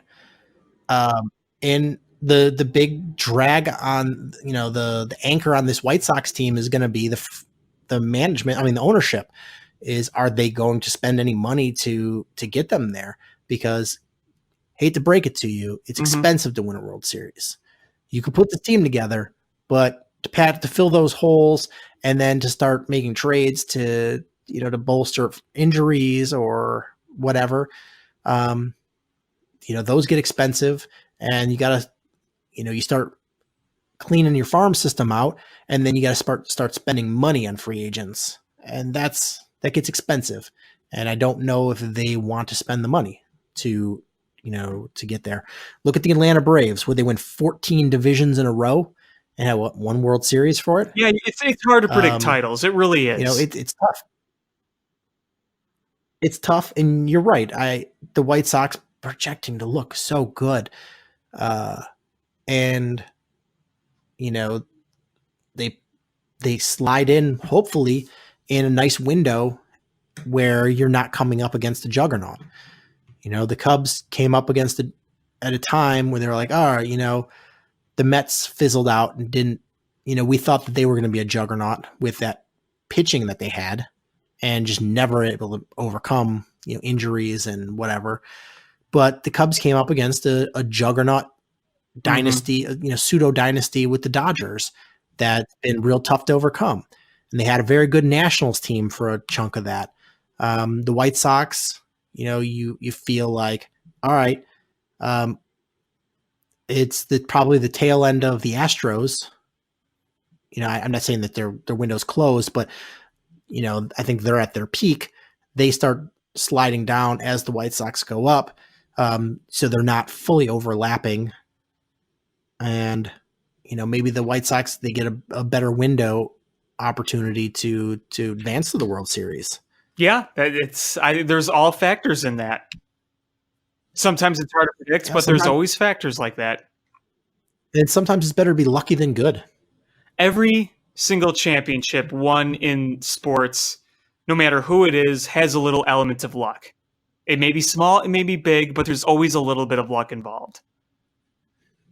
Yeah, and no matter how good you are, there's going to be some nobody that takes his 15 minutes of fame and makes it who comes up big to save the day. And I mean, look at the Cubs. David Ross, an old journeyman catcher, homering off one of the best relievers in baseball that year. Without that, they lose that game. Yeah, I mean, you even look at a team like the Miami Heat when they had the big three, and there was, role players coming up big. You think about when, Matthew Dellavedova coming up big in the playoffs. David Freese or David Eckstein. There's always a guy. Like on a team with Anthony Rizzo, Javi Baez, Chris Bryant, Ben Zobrist is your World Series MVP, and it's not a knock on him, but things don't always compute. And there's always going to be somebody that has to come up big. And so you could put together this star-studded roster all you want, but some nobody's got to come up big and help you out. Jeff Blum, 2005 White Sox. Yeah. Scott Podsednik, someone who hits like 0 home runs. I mean, that's part of it. Mm-hmm. So, yeah, I mean, but the future does look good for the White Sox. You just hope that the front office prioritizes winning and opens up the pocketbook, because guess what? Fans are going to come once these guys are in a groove. You know, when everyone's showing up, and there's so many good players that you don't know whose jersey to buy. You know, there's a long time with the Bears where everybody had a Brian Urlacher jersey because he was the one good player. Mm-hmm. This team is going to have so many good players that you're just going to walk out there and it's going to look like, the dugout, because everybody's got a different jersey on. And that's what you kind of hope you're seeing a bit more and more with the Bears now. You're seeing a lot of Mac jerseys. You're seeing Trubisky jerseys. You're seeing Eddie Jackson jerseys. It's kind of what it's going to be for the White Sox. Absolutely. So, it's exciting times, and, Cubs fans out there, don't be mad. Be glad that you got another team in the city that, would you rather some random ass town wins a World Series? You want Houston to win it? With Los Angeles to have a World Series? No, keep it here. Sure, it's not the team that you root for, but guess what? It's still here. I grew up. As long as they're not constantly rubbing it in my face, Right. Is be happy. I'm tired of the feud. Me too. Me too. I saw a video of some fights. I'm tired of it. It's crosstown fighting is dumb. Save the fight. And that's why I hate that damn series. I'm so glad it's over. I know. I hate it. I really hate it. It brings out the worst in everybody. Is save your hate. Both of you hate Milwaukee. That's what you should hate. You both hate St. Louis. Be like, you know what? As a White Sox fan, you're not a rival of the Cardinals, but guess what? St. Louis sucks. You should just hate them anyway. Why would you want to root for some team that the Packers play in the same state with? Yeah, you used to be in the same division, or this. The Brewers used to be an American League team. So what? You should still hate them. Cleveland Cubs fans, you can hate Cleveland. It's all good. It's a terrible city. Hate them. Any Cleveland fans out there, Cubs fans living in Cleveland, I'm sorry, you should just move to Chicago.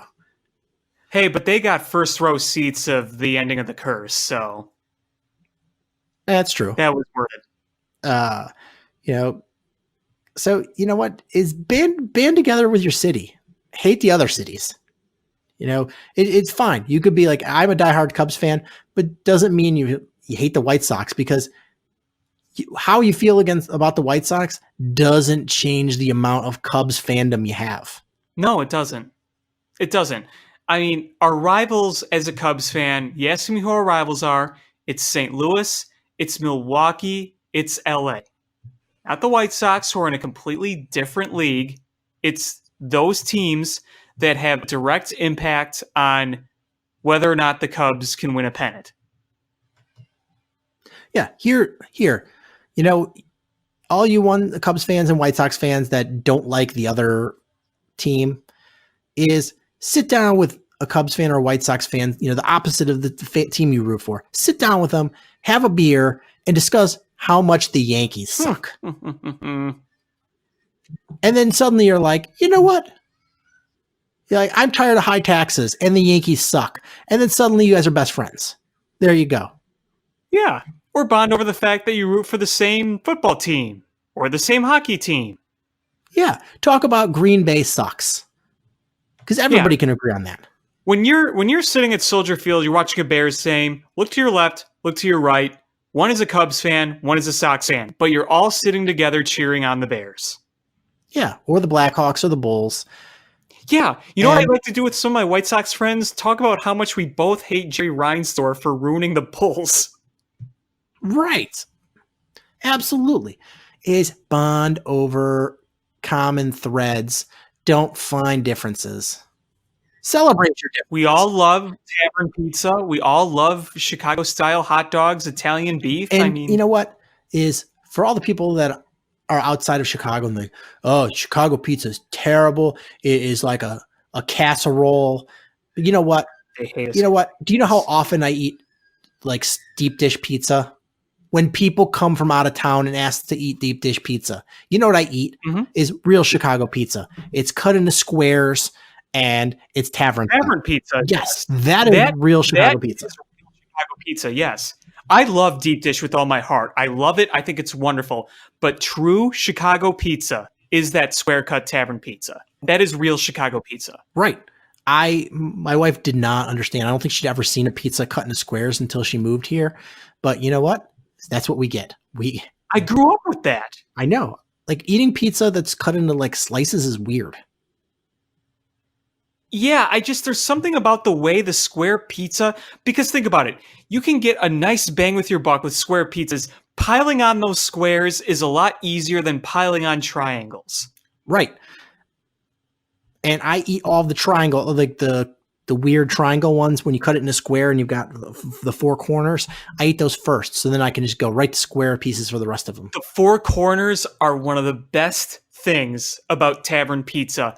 It's actually funny because with my youth church group that I was a director in for so many years, you know, obviously since we were a church group, we would say a prayer before we had pizza because we often had pizza. But sometimes me and the directors would sneak those corner pieces because we deemed that they were pre-blessed. And when I go pick up a pizza for my family, is when I'm driving home, that's the one I do. I open the box really quickly, grab out that corner slice, and eat it in the drives. That's right. That's my reward for driving to pick up the pizza. That's right. And I do not want to say I'm slandering Chicago pizza deep dish because of how much I love it. But that is the fact. And yeah, I love deep dish too. It's just I don't eat it because it takes a long time to cook, and honestly, it's just really heavy. It's so like special occasions. So like honestly, I just eat it when people come into town. But like tavern pizza, that's what the go-to is. And in fact, the pizza place we go to, they give you these coupons, and you save up 21 coupons, and you get a free family-size pizza. And we got pizza on Thursday, and that was our 21st coupon. Right on. So I have a free pizza coming from Gio's Pizza. Nice. And you know what else I think? I mean, this is just me, but I know a lot of people agree with this, is you get that Chicago tavern pizza, and it's just even better when you get your RC with it. Your bottle of RC with it. I think that just makes it perfect. That's what they give you at Gio's. That's a real Chicago pizza place. Yep. And it comes in the box or the bag, because a lot of Chicago tavern style pizza will come in bags. Yeah, like the plastic jewel bags, right? No, it comes like an envelope. It's like a giant envelope with the paper. You fold it over instead of a box. But you get the good pizza when it comes with the Italian boot on the box, just the generic Italian boot. Yes. And when they staple the thing, like your garlic bread to it. Yes, it's got something stapled to it, and it comes with the Italian boot on there. That is a true Chicago delicacy. If it was John Lackey's pizza place, it would be the same design, just with John Lackey's boot on it with a nice big spur.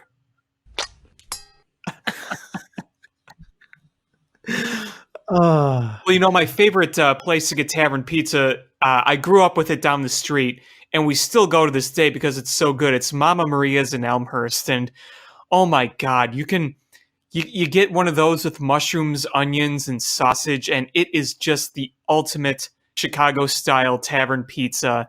You get that RC or A&W root beer with it, you are in heaven. Yeah, so we found a place. It's called Gio's. It's down the street from us that we like a lot. When we moved to this neighborhood, we didn't have a pizza place.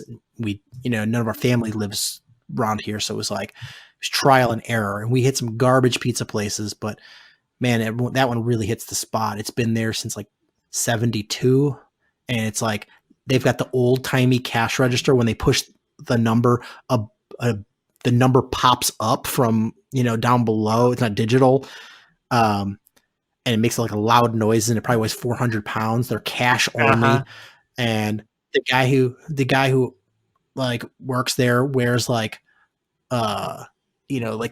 hunting style, like the clear hunting style glasses with all camouflage, and walks with a cane. It's fantastic. Love some Gio's pizza. You know what I just tweeted out? I said Chicago Tavern Pizza cut in squares has those small corner pieces that are a true blessing. Right away, somebody quote tweets, "Those are snacks for the ride home," just as you said. That is totally it. Because it's not really stealing. It's your reward. It's paid for the pre-blessed. pizza. Yeah, it is. It's awesome. I love those. And my thing is, my daughter won't eat those because there's usually not a lot of cheese on there. It's mostly just like sauce. But that's the And point. It's supposed to be I just know. sauce and crust. Yeah. So like, my wife, she doesn't fight about it because I don't think she understands it because she's from a place where they eat triangle slices of pizza, so they don't have that.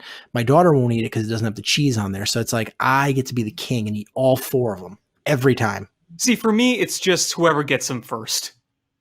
With my I don't have any family, competition. It's just you just see who can swipe it first. Yeah, try it sometime where you get to eat all 4 and you will feel like the king of Chicago. It's the Sean Hopman hat trick. Eat all the freaking corner pieces. You get a big like medal with your face on it with 2 thumbs up, and you're just like being a giant meatball in the picture. Oh my god, that needs to be some sort of like meme. Just me smiling with all 4 corner pieces on a paper plate in front of me. Take a picture of yourself doing that. Send it to me. I'll Photoshop it. Awesome, I will do that. We should put it on the website. We've got 21 coupons, so we will be eating pizza soon. Free pizza. Excellent. Also, be sure we need to get like Big Dave and C-Dub in on this to help us market this wonderful thing. And we also need to get them again to join us at Peace Pizza. Yes. Because we ate a lot of good pizza. Yes, that has to happen, and I would die for it to happen again. Yes, that was a blast, and thank you again for Peace Pizza for sponsoring that, because nothing is better than delicious pizza except for delicious free pizza. Yeah, and it had, I can't remember what it was called. It was like Golden something. It was a beer, and it was to die for. Dave recommended it to me, and oh my God, was it good. Yeah, you left a little earlier. We stayed later, and the brewmaster came out and gave us he's like, oh, I'll give you little samples. The samples, no joke, were like 7 ounces of beer. I'm like, I'm so mad I missed that. I'm like, this is a sample? I'm like, I'm going to get hammered on samples. Yeah. It's, oh man, I'm so sad I missed that. Yeah, it will make this happen again. You know, before basketball season starts, we'll snag Big Dave. Absolutely. And I saw C-Dub at the draft party at Doug Tonus's draft party, and he complimented me on my beard, and I complimented him on his big plate of pizza stacked 6 inches high. Legend. But I think that's going to do it for this episode of Bill Swerski Sports Talk Chicago. I want to thank everybody so much for listening. Please make sure you hit subscribe, whether it's iTunes, Stitcher, YouTube, TuneIn app, or Google Play.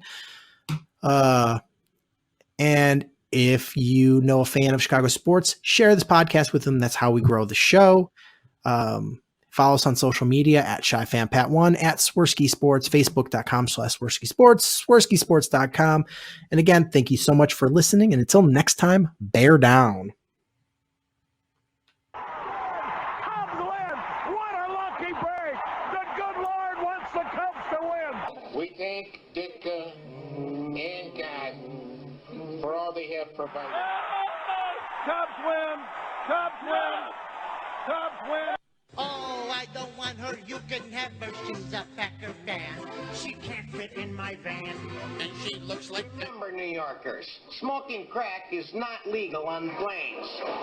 Bears 31 to -7. The Bears.